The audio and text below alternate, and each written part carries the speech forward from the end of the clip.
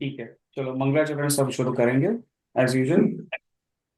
नमो वरिहंताणं नमो सिद्धाणं नमो अज्ञानं नमो ओसायणं नमो लोय सब्बसाहणं नमो वरिहंताणं नमो सिद्धाणं नमो आर्याणं नमो ओसायणं नमो लोय सब्बसाहणं नमो वरिहंताणं नमो सिद्धाणं नमो आर्याणं नमो ओसायणं नमो लोय सब्बसाहणं मङ्गलं भगवान् वीरो मङ्गलं गौतमो गणी मङ्गलं कुन्दकुन्दार्यो जैन धर्मोऽस्तु मङ्गलम्। जय जिनेन्द्र सर, देखो वापस। चलो अभी सेशन का हमने जो किया था उसका एक क्विक रिकैप कर लेता है। तो पिछले सेशन में हमने क्या किया था, किसी को याद हो तो कह सकता है।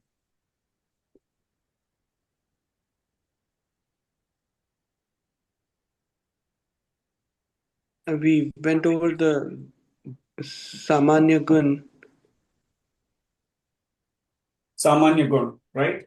right? तो हाँ, तो हमने सामान्य गुण का जो टॉपिक है वो अपना चल रहा है। और उसमें से हमने कौन से गुण पिछली बार कवर किए थे, किसी को याद है? Yeah, Astitva, Vastutva, Dravyatva, and we हाँ just lightly touched on Prametva. हाँ, नहीं प्रमेयत्व तुमने एक्चुअली आई थिंक किया नहीं था जहां तक मुझे याद आ रहा है। बट हाँ, हमने पहले की जो तीन है वो हमने जो एक्चुअली दो किए थे। पहला वाला जो है अस्तित्व गुण, वो हमने एक्चुअली उसका रिवीजन किया था क्योंकि वो अपना Right. लास्ट टू लास्ट हुआ था। और Yes. फिर वो अस्तित्व अपना लास्ट टू लास्ट सेशन में हुआ था।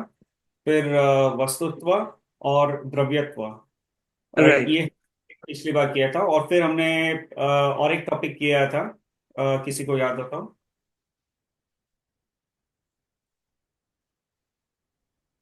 जो द्रव्य से रिलेटेड नहीं था, जो लास्ट में हम लाइक वो अलग से इंटरेस्टिंग टॉपिक जो और दूसरा टॉपिक लगता है, उसमें हमने क्या डिस्कस किया था, किसी को याद होता? भगवान या तीर्थंकर भगवान में कितनी ताकत होती है।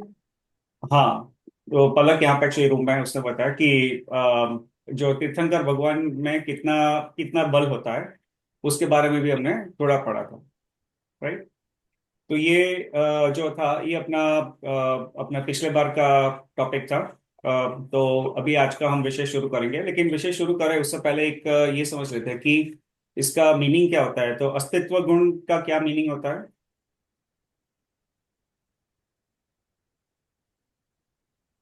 किसी को याद हो तो कह सकता है।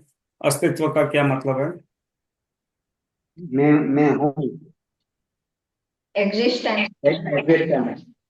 हाँ, एग्जिस्टेंस, मैं हूँ भी कह सकता है।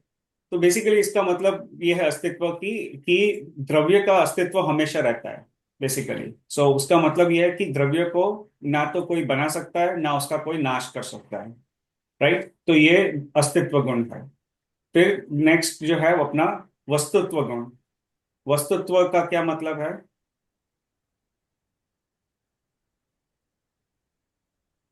Or the functionality of the Dravya. हाँ, very good job. Functionality of the द्रव्य, तो हर एक द्रव्य में उसमें एक फंक्शनलिटी रहती है, उसकी एक अर्थ क्रिया रहती है। अर्थ क्रिया यानी एक उसमें एक स्पेसिफिक फंक्शनलिटी रहती है बेसिकली, राइट। तो ये वह है कि कोई भी द्रव्य ऐसा नहीं जिसमें कोई ऐसा स्पेशल कैरेक्टरिस्टिक या फंक्शनलिटी ना हो। उसकी कोई ना कोई ऐसी एक प्रयोजनभूत क्रिया, अर्थ क्रिया रहती है द्रव्य में। तो दैट इज द वस्तुत्व गुण। फिर तीसरा था अपना द्रव्यत्व गुण। द्रव्यत्व गुण का क्या मतलब है?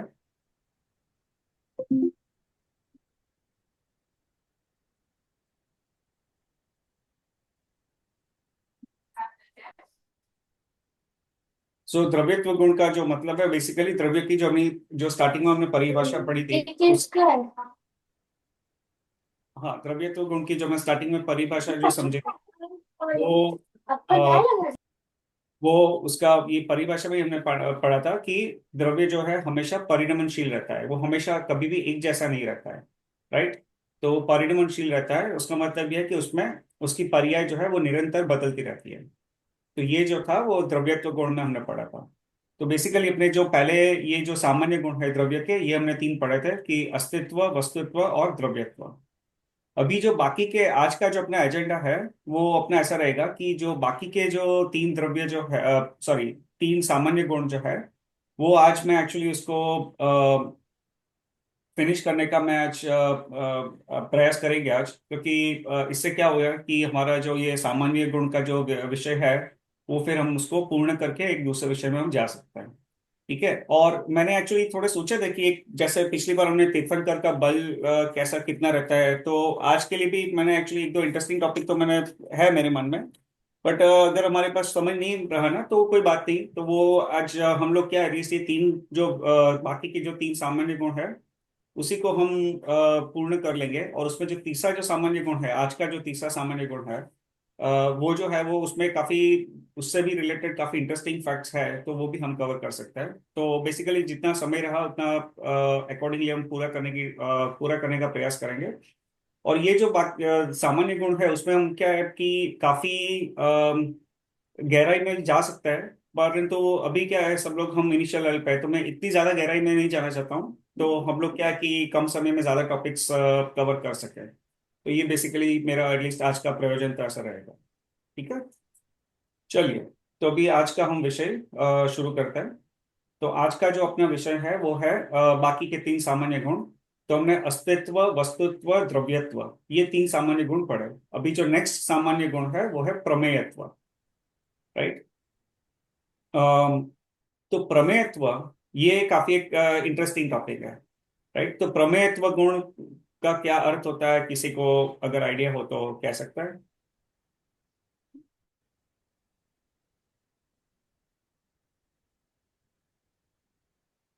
हाँ, तो अभी एक्चुअली अभी तक अपना डिस्कशन में आया नहीं है, तो अगर ना पता हो तो कोई बात नहीं। तो प्रमेयत्व गुण का जो बेसिकली अर्थ होता है कि जिस शक्ति के कारण द्रव्य किसी न किसी ज्ञान का विषय अवश्य रहता है, किसी न किसी ज्ञान का विषय अवश्य रहता है, उसे प्रमेयत्व गुण कहते हैं। राइट।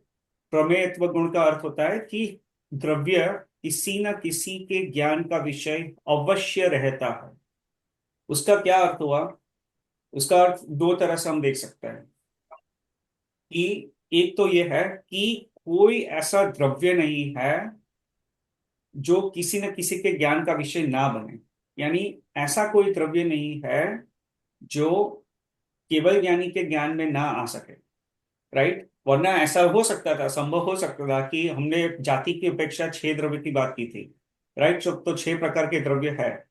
परंतु ये भी हो सकता था कि हम ऐसा हो सकता था कि ऐसा एक सातवां कोई द्रव्य हो, सातवें प्रकार का कोई द्रव्य हो जो जिसका अस्तित्व तो है, परंतु वो केवल ज्ञानी के ज्ञान में आया ना हो। राइट। ऐसा कोई कह सकता है। परंतु ऐसा नहीं है। ऐसा नहीं है क्योंकि हर एक द्रव्य में प्रमेयत्व नाम का एक गुण रहता है। और प्रमेयत्व नाम का गुण ऐसा है जिसकी वजह से वो द्रव्य जो है वो किसी न किसी के ज्ञान का विषय अवश्य बनेगा ही बनेगा। तो उसका मतलब उसका एक इंटरप्रिटेशन ये रहता है कि ऐसा कोई द्रव्य नहीं है जो केवल ज्ञानी के ज्ञान में ना आया हो। राइट। उसका एक इंटरप्रिटेशन ऐसा है कि कोई ऐसा कोई द्रव्य का अस्तित्व नहीं है जो केवल ज्ञानी के ज्ञान का विषय ना बना। राइट। तो उसका बेसिकली एक ये एक है।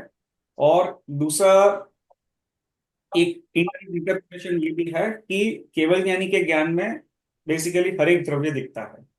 राइट। उसको दूसरे अगर शब्दों में कहे तो ये है कि केवल ज्ञानी के ज्ञान में हर एक द्रव्य दिखता है। ऐसा ना हो कि थोड़े द्रव्य दिखता है थोड़े नहीं दिखता है, ऐसा कभी नहीं हो सकता। राइट। केवल ज्ञानी के ज्ञान में हर एक द्रव्य दिखता है बेसिकली। तो ये है उसका मीनिंग। ठीक है। तो वापस प्रमेयत्व का अर्थ ये है कि जिस शक्ति के कारण द्रव्य किसी न किसी ज्ञान का विषय अवश्य रहता है, उसे प्रमेयत्व गुण कहते हैं। ठीक है। अब अगर ये थोड़ा याद रखना हो इजीली कि ये, क्योंकि फ्यूचर के लिए, भविष्य के लिए, कि ये प्रमेयत्व को क्या अर्थ होता है, तो यदि हमें ऐसा अगर उसका ये शब्द को अगर इजीली तरह याद रखना है तो ये कर सकता है कि मैं अपनी एक्चुअली स्क्रीन शेयर करने की ट्राई कर रहा हूँ, तो उसमें मुझे एक मिनट दे दीजिए।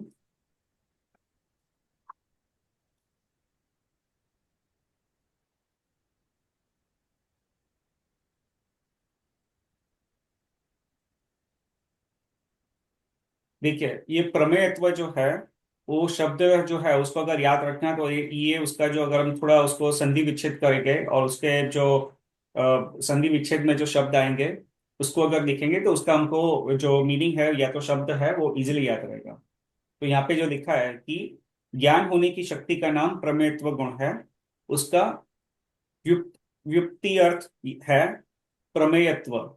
प्र प्लस में प्लस त्व। तो प्र का यहाँ पे मीनिंग होता है प्रकृष्ट रूप, प्रकृष्ट रूप से यानी विशेषतः। और फिर में है, उसका अर्थ है माप में आने योग्य, यानी विशेषतः माप में आने योग्य। माँ यानी उसका बेसिकली है या माप में आने योग्य में। और त्व यानी पना।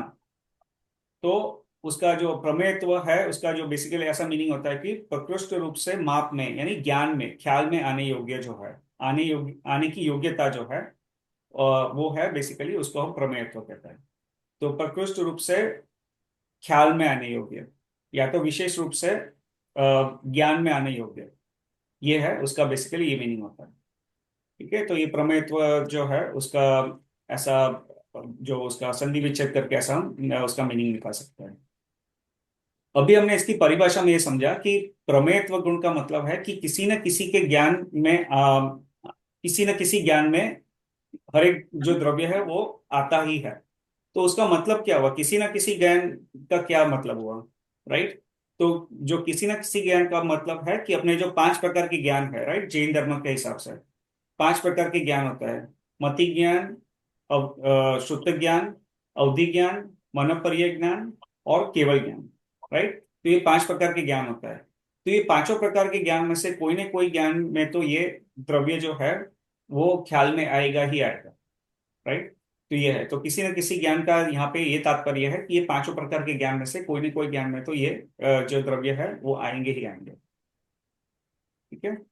अपना जस्ट ये बता रहा हूँ कि फ्यूचर में अभी I think soon, not soon but अपना ये द्रव्य का जो थोड़ा टॉपिक फिनिश हो जाएगा उसके बाद ये 5 ज्ञान है ना, उसका हम टॉपिक लेंगे। तो ये 5 ज्ञान का टॉपिक जो वो भी बहुत इंटरेस्टिंग है। 5 प्रकार का ज्ञान, वो ज्ञान का क्या स्वरूप है, तो ये सब जो है, ये पांचों ज्ञान का जो स्वरूप है और वो ज्ञान में क्या क्या दिखता है क्या नहीं दिखता है, उसकी क्या मर्यादा है, वो ज्ञान कैसे काम करता है, तो ये टॉपिक अपना फ्यूचर का एक टॉपिक है। तो जस्ट जैसे अपना द्रव्य का जो टॉपिक थोड़ा फिनिश हो जाएगा उसके बाद हम ये 5 ज्ञान का टॉपिक लेंगे। जस्ट बता रहा हूँ अभी के लिए, तो वो भी एक इंटरेस्टिंग टॉपिक है, सबको अच्छा लगेगा। ठीक है। फिर अम, अम,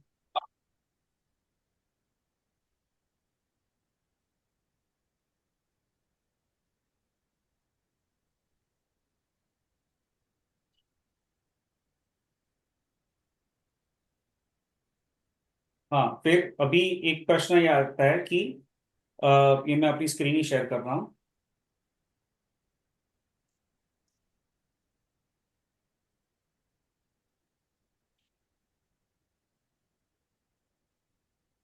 हाँ, क्या सभी ज्ञेय किसी ज्ञान में एक साथ आ सकते हैं? ज्ञेय यानी क्या? ज्ञेय बेसिकली उसका मतलब है कि जानने योग्य, जो ज्ञान में आ सकता है उसे ज्ञेय कहते हैं, राइट। तो क्या सभी ज्ञेय यानी हर एक जो द्रव्य है वो सब ज्ञेय है, राइट, क्योंकि हर एक द्रव्य को जाना जा सकता है। तो द्रव्य वो बेसिकली हर एक ज्ञेय, उसको ज्ञेय शब्द भी यूज करता है, राइट। तो अपना ये जो काफी स्वाध्याय में आप जो आगे जाके सुनोगे कि ज्ञेय, ज्ञायक, ज्ञायक यानी जानने वाला और ज्ञेय यानी जानने योग्य। तो क्या सभी ज्ञेय किसी ज्ञान में एक साथ आ सकते यानी जाने जा सकते हैं? तो यहाँ पे एक प्रश्न है। और ये प्रमेयत्व गुण की अपनी बात चल रही है, तो यहाँ पे उसका आंसर यहाँ पे दिया है कि हाँ, केवली भगवान के केवल ज्ञान की एक समय की पर्याय में अ, सभी ये एक साथ जाने जा सकते हैं। और ये फिर है ना, जो यहाँ पे जो लाइन है वो है 6 डाला में से ली गई है, 6 डाला में है बेसिकली। यहाँ पे 6 डाला में आता है कि अ, सकल द्रव्य के गुण अनंत, परजाय अनंता, जाने एक एक काल, प्रगट केवली भगवंता, राइट। तो यहाँ पे उसका मतलब है कि सकल द्रव्य के गुण अनंत, यानी हर एक द्रव्य के अनंत गुण है। ये हमने बात पहले भी की थी कि हर एक द्रव्य में कितने गुण हैं, तो हर एक द्रव्य में अनंत गुण है। तो सकल द्रव्य के गुण अनंत, पर्याय अनंता, पर्याय यानी पर्याय, पर्याय अनंता, और अनंत पर्याय है, क्योंकि पर्याय का काल कितना है, एक समय का, राइट। तो भूतकाल में कितना समय हो गया है, भूतकाल में कितने साल हुए हैं, तो अनंत तो साल हो गए हैं। और हर एक साल में कितना समय है, एक सेकेंड में असंख्य समय है। तो एक साल में कितने समय, तो अनंत काल में कितने समय। तो हर एक काल यानी हर एक समय, जो भूतकाल के जितने काल हुए उसके हर एक काल, यानी कि हर एक द्रव्य की हर एक पर्याय, तो उतनी ही भूतकाल की। और भविष्य काल की, अभी तो वो भविष्य काल आया भी नहीं है, तो भविष्य काल में भी जितने समय है उसकी हर एक समय की हर एक द्रव्य की पर्याय। तो यहाँ पे क्या लिखा है कि सकल द्रव्य के गुण अनंत, पर्याय अनंता, जाने एक ही काल, यानी जाने एक ही काल, यानी एक ही काल में, एक ही समय में, और प्रगट केवली भगवंता, यानी प्रगट यानी एकदम स्पष्ट रूप से, जाने एक ही काल, प्रगट केवली भगवंता। यानी इसका अर्थ हुआ कि केवली भगवान, केवली भगवान जो है उनके ज्ञान में हर एक द्रव्य की अ, भूतकाल की, वर्तमान काल की और भविष्य काल की हर एक पर्याय, हर एक समय की पर्याय एक ही समय में केवली भगवान के ज्ञान में दिखती है, राइट। तो ये बेसिकली यहाँ पे बेसिकली अपना जो प्रमेयत्व गुण है, ये उससे संदर्भ में अपनी बात चल रही है, राइट। तो केवली केवली भगवान के ज्ञान में, यानी केवल ज्ञान में इतना सामर्थ्य है, राइट। और इसमें जब केवल ज्ञान के जो चर्चा करेंगे हम आगे जाके, जब पांच ज्ञान की जब चर्चा करेंगे तो उसमें ये टॉपिक का थोड़ा हम वापस कवर करेंगे। तो इसमें क्या है कि भगवान जो केवल ज्ञान का ऐसा है कि भगवान उसमें कोई विकल्प नहीं करते हैं, कोई उपयोग नहीं लगाते हैं, उनकी कोई जानने की उत्सुकता नहीं है। बस वो जीव के ज्ञान का स्वभाव ऐसा है कि केवल ज्ञान में जो है पूरा विश्व, लोकालोक, यानी लोक और अलोक, हमने लोक और अलोक की बात की थी पहले। लोक कौन सा एरिया है उसको लोक कहता है, कौन सा एरिया उसको अलोक कहता है। तो पूरा लोक और पूरा अलोक ये केवल ज्ञानी के ज्ञान में झलकता है। झलकता है यानी ये झलकता शब्द है ना, उसको भी मैं थोड़ा एक्सप्लेन करूंगा कि ये झलकता शब्द का क्या मीनिंग होता है। बट वो अपनी आज का विषय नहीं है, इससे मैं उसमें ज्यादा डिटेल में जा रहा हूँ। तो जो केवल ज्ञानी के ज्ञान में ये सब अपने आप दिखता है, उनको कोई ऐसा उपयोग नहीं लगाता है। जैसे ये मेरे रूम में यहाँ पे कोई दरवाजा खुल का आया है, तो मुझे पहले देखना पड़ेगा कि अच्छा यहाँ पे मेरे रूम में कौन आया है। मुझे यहाँ पे अपना उपयोग लगाना पड़ा, राइट। तो ये उपयोग लगाया तब मुझे पता चला, और यदि मैं उपयोग नहीं लगाऊंगा तो मुझे नहीं पता चलेगा। जैसे मुझे कान में कोई आवाज आई, तो मुझे फिर देखना पड़ता है कि अच्छा ये आवाज क्या थी, सोचना पड़ता है, अपने ज्ञान का दर्शन और ज्ञान का उपयोग लगाना पड़ता है वहां पे, फिर मुझे पता चलता है। क्योंकि अगर मैं यहाँ पे फोकस्ड हूँ और यहाँ पे कोई आवाज आई, तो शायद मुझे वो, अगर उस पर अपना उपयोग नहीं लगाऊंगा तो भले आवाज मेरे कान पे पड़ी भी हो, फिर भी मुझे पता नहीं चलेगा कि अच्छा ये ऐसी कोई आवाज आई, या तो आवाज आई तो किस चीज की आवाज आई, क्योंकि मेरा ध्यान उसमें नहीं रहेगा, राइट। तो यहाँ पे मुझे उपयोग जब हम लगाते हैं अपना ज्ञान, क्योंकि अपने पास दो ही ज्ञान है, मति ज्ञान और श्रुत ज्ञान।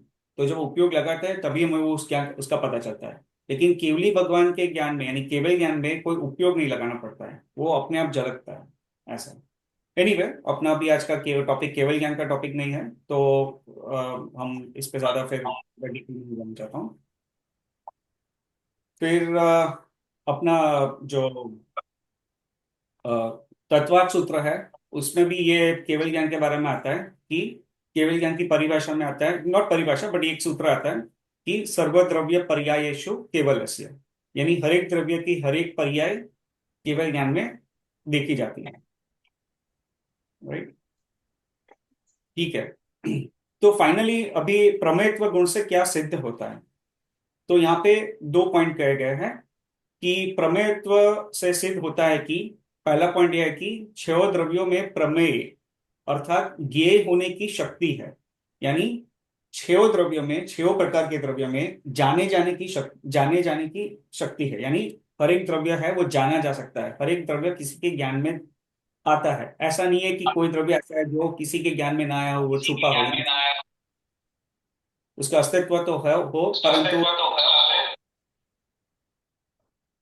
मैं थोड़ा सबको म्यूट कर रहा हूँ और थोड़ा एक और आता है इसलिए। हाँ, तो ऐसा कोई द्रव्य नहीं है जो उसका अस्तित्व हो लेकिन ज्ञान में किसी का आया ना हो, ऐसा नहीं है। हर एक प्रकार के द्रव्य में ये प्रमेयत्व गुण है। उसका अर्थ ये हुआ कि हर एक द्रव्य जो है किसी न किसी के ज्ञान का विषय बनेगा ही। केवल ज्ञानी के ज्ञान में वो एटलीस्ट डेफिनेटली आएगा ही आएगा। ऐसा नहीं है कि वो द्रव्य का अस्तित्व है लेकिन केवल ज्ञानी को पता नहीं चला हो या उसके ज्ञान में ना आया हो, ऐसा कोई द्रव्य नहीं है। और दूसरा यह है कि जीव द्रव्य में ज्ञेय व ज्ञाता दोनों शक्तियां हैं। राइट, तो हमने अभी जस्ट बात की थी कि ज्ञेय यानी जानने योग्य, जाने जाने की योग्यता। राइट, तो जीव द्रव्य जाना भी जा सकता है, और तो उसमें ज्ञेय ज्ञेय ज्ञेयपना भी है। और जीव द्रव्य में ज्ञाता यानी जानने की भी शक्ति है। राइट, क्योंकि हम जीव द्रव्य है तो हम अन्य द्रव्य को भी जान सकते हैं अपने ज्ञान से। तो इसलिए क्या क्या कहा कि जीव द्रव्य दोनों ज्ञेय भी है और ज्ञाता भी है। जीव द्रव्य जाना भी जा सकता है, और जीव द्रव्य अन्य द्रव्य को और खुद को भी जान सकता है। राइट, तो ये बेसिकली ये दो निष्कर्ष अपने निकलते हैं प्रमेयत्व गुण से। ठीक है। हाँ किंजल बेन, आपको कोई प्रश्न है? हाँ किल्पेश भाई, तो ये जीव द्रव्य एक ही ऐसा है ना, एकमात्र ऐसा है जिसमें जानने की और जाने जाने की शक्ति है? हाँ, छह द्रव्य ओके। जो है से हाँ, एक तीन ही द्रव्य है था। ओके। जिसमें ये दोनों शक्ति है। ओके। Yeah. बाकी सब द्रव्य ज्ञेय है बट ज्ञाता नहीं है। ठीक है। ठीक है, और किसी को कोई प्रश्न?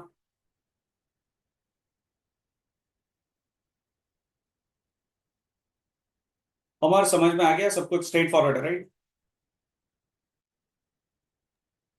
um, I don't, मुझे थोड़ा एग्जाम्पल की जरूरत पड़ सकती है, but I don't wanted to walk it down अभी। हाँ, सो ठीक है, मैं जस्ट एक बार रिपीट कर लेता हूँ, सिंपल ही है। सो जो ये प्रमेयत्व गुण की बात चल रही है, राइट? हम जो अपना टॉपिक चल रहा है सामान्य गुण, द्रव्य के सामान्य गुण। तो हम लोग जो छह मुख्य सामान्य गुण है उसकी बात कर रहे हैं। उसमें से तीन सामान्य गुण हमने पिछले सेशन में कवर किए थे। आज का जो अपना जो फोर्थ सामान्य गुण जो है वो है प्रमेयत्व। और प्रमेयत्व गुण बेसिकली क्या है कि हर एक द्रव्य में ऐसी एक शक्ति है, ऐसा एक गुण है जिसकी वजह से वो द्रव्य जो है किसी न किसी के ज्ञान का विषय बनेगा। राइट, तो जैसे यहाँ पे कुछ है, समझ लो ऑक्सीजन है ये रूम में, लेकिन मुझे भी पता नहीं चल रहा कि यहाँ पे ऑक्सीजन है। राइट, तो मैं अभी जान नहीं पा रहा हूँ कि यहाँ पे ऑक्सीजन है। दो oxygen is here in this room, I am not able to see it. Right, तो यहाँ पे ये प्रमेयत्व गुण क्या कहता है? प्रमेयत्व गुण कहता है कि उसका प्रेजेंस जो है वो किसी न किसी का तो पता चलेगा ही। यानी ऐसा कोई द्रव्य नहीं है जिसका प्रेजेंस किसी को भी ना पता चले, ऐसा कोई द्रव्य नहीं है। यानी क्यों नहीं है? क्योंकि उसमें हर एक द्रव्य में प्रमेयत्व गुण है।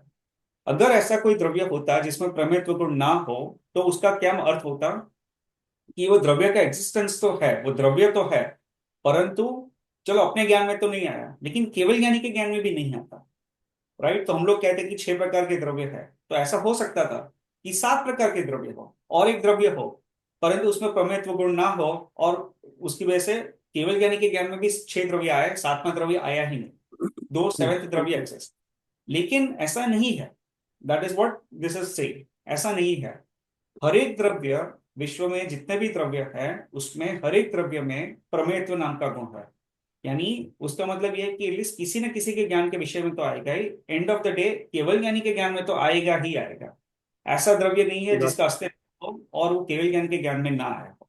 तो इसका बेसिकली एक सिंपल ये understanding. Okay, no that is much clear, thank you. No problem. मेरा एक क्वेश्चन ये है, मतलब क्लियर तो बहुत है, एक्चुअली पहली बार सुन रही हूँ मैं इस गुण के बारे में, तो काफी अच्छा लग रहा है, रजिस्टर हो रहा है धीरे धीरे। लेकिन हाँ, मेरा ये क्वेश्चन है कि अगर केवल ज्ञानी के ज्ञान में नहीं आया है वो गुण, आई मीन वो द्रव्य, तो फिर कैसे हम कह सकते हैं कि हाँ, हु एल्स नहीं, can good prove? Question, good good question. So question समझ में आया किसी को? अगर क्वेश्चन ना समझ में आए तो मैं रिपीट कर दूं, क्योंकि यही क्वेश्चन मुझे भी आया था। ये क्वेश्चन मुझे भी मैं भी ऐसे ही सोचा था। इसका एक्चुअली मैंने ज्यादा सोचा नहीं, इसका आंसर मुझे नहीं पता है, बट आई थिंक इसके बारे में शायद सोच के तर्क से शायद हम शायद कुछ सिद्ध कर सकते हैं। तो मैं एनीवे क्वेश्चन बता देता हूँ तो सबको पहले क्वेश्चन समझ में आए। तो क्वेश्चन यहाँ पे ये पूछा है रोशनी ने कि हम लोग केवल ज्ञानी के, हमारा जैन धर्म है वो केवल ज्ञानी के ज्ञान पे आधारित है, ठीक है। अब उनका क्वेश्चन, रोशनी जी का क्वेश्चन ऐसा है कि 6 प्रकार के द्रव्य है वो केवल ज्ञानी के ज्ञान में आए, और केवल ज्ञानी ने कहा कि 6 प्रकार के द्रव्य है, और केवल ज्ञानी ने यह भी कहा कि प्रमेयत्व गुण है हर एक द्रव्य में। अब रोशनी का क्वेश्चन ऐसा है कि ऐसा भी तो हो सकता था कि एक प्रकार का द्रव्य एग्जिस्ट करे, राइट, और वो द्रव्य में प्रमेयत्व गुण ना हो, और उसकी वजह से केवल ज्ञानी ने वो द्रव्य को नहीं जाना हो, 7th प्रकार का जो द्रव्य है उसको नहीं जाना हो। लेकिन केवल ज्ञानी के ज्ञान में ही नहीं आया हो तो हमको कैसा पता चलेगा? और हम ये कैसे कह सकते हैं कि हर एक द्रव्य में प्रमेयत्व गुण है ही? हम ऐसा कैसे कह सकते हैं कि 7वां द्रव्य एग्जिस्ट नहीं कर सकता, क्योंकि केवल ज्ञानी के ज्ञान में भी नहीं आया हो, तो फिर ऑब्वियसली हमें शास्त्र में भी नहीं आया हो। ऐसा भी तो हो सकता है, राइट। तो ये रोशनी but जी का the क्वेश्चन। but the हाँ underlying assumption is कि केवल ज्ञानी को सब का पता होगा, right? That is the assumption going in. या या एग्जैक्टली एंड प्लस भैया ये तो फिर श्रद्धा का विषय हुआ ना। जैसे हाँ I think we had discussed some once before also when we question, जैसे साइंस में कुछ मानते हैं या मतलब ये तो फिर हम सब कुछ क्वेश्चन कर सकते हैं इस बेसिस पे तो। हाँ, नहीं नहीं, आप जो बोल रहे हो सही है, दोनों आपकी दोनों की बात सही है। सो आई मीन जो रोशनी जो का प्रश्न है वो भी सही है, और आपका किंजल बिना की बात तो 100% सही है। देखिए, श्रद्धा की अपेक्षा हम यहाँ पे कोई डाउट नहीं करेंगे, राइट, या एटलीस्ट अपना अभिप्राय ऐसा है कि हम कोई डाउट नहीं करना चाहते, क्योंकि जो केवल ज्ञानी में अपने शास्त्र में जो आया है वो सब केवल ज्ञानी के ज्ञान पे आधारित है, और उस पर हमें कोई डाउट नहीं कर सकते, क्योंकि हमारा जो ज्ञान है वो बहुत ही अल्प है। हम ऐसा कोई कई चीजें अपने तर्क से या एक्सपेरिमेंट से प्रूव कर सकते हैं, कई और काफी सारी चीजें नहीं प्रूव कर सकते हैं। तो हम तो ये श्रद्धा का विषय है तो वो उसमें कोई डाउट नहीं है, and I don't think anyone doubts this piece. So आप श्रद्धा की ये बात कर रहे हैं वो तो 100% सही है कि श्रद्धा का तो ये तो है ही कि हम इसको will will be take by the face value, like the face जो भी जो स्टेटमेंट है, जो भी कथन किया गया है, उसकी फेस वैल्यू से ही हम उसको एक्सेप्ट कर लेंगे, भले हमारे ज्ञान में बैठे ना बैठे, तर्कपूर्वक बैठे ना बैठे, वो अलग बात है। लेकिन जो अगर लॉजिकली या तो तर्क से अगर उसको कहे तो ये एक ऐसा प्रश्न उठता है, जो रोशनी जी ने जो पूछा है वो एक ऐसा प्रश्न उठता है, तो तर्क से क्या उसको हम साबित कर सकते हैं कि नहीं? तो बेसिकली ये है अपने उनका प्रश्न है। ये आंसर तो सही है, answer we have the answer, उसमें कोई हमको डाउट नहीं कि हाँ ऐसा ही है, परंतु क्या तर्क पूर्वक उसको हम प्रूव कर सकते हैं कि नहीं?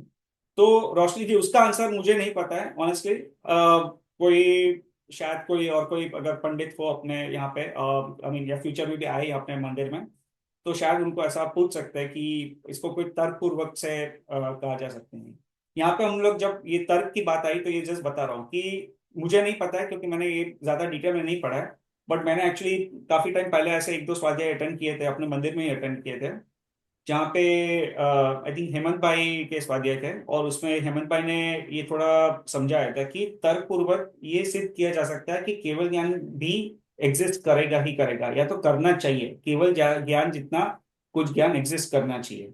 ये तपेश भाई, हाँ यही सवाल एक बार मैंने याद नहीं किससे पूछा था, मगर उसमें ये आया था कि हाँ पहली बात तो ये मानो कि क्या आप सर्वज्ञ की एग्जिस्टेंस को मानते हो कि नहीं मानते हो। पहली बात तो ये, अगर नहीं मानते धर्म खत्म हो जाता है, कोई धर्म नहीं फिर इसका आगे, फिर then there is no more religion in that case.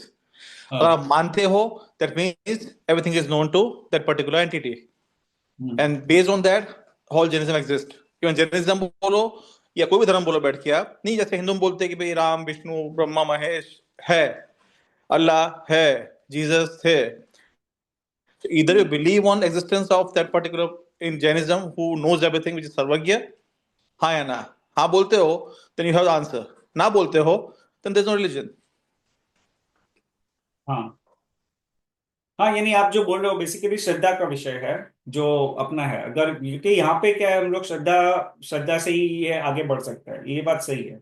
सो वो बात जो किंजल ने भी यही कही है कि जो श्रद्धा का विषय है अपना, श्रद्धा देखिए जो जैन धर्म जो ऐसा है क्योंकि मैं I have gone through this phases right, मैं I was used to question things कि भैया क्या प्रूफ है कि ये सच है, क्या प्रूफ है कि वो सच है।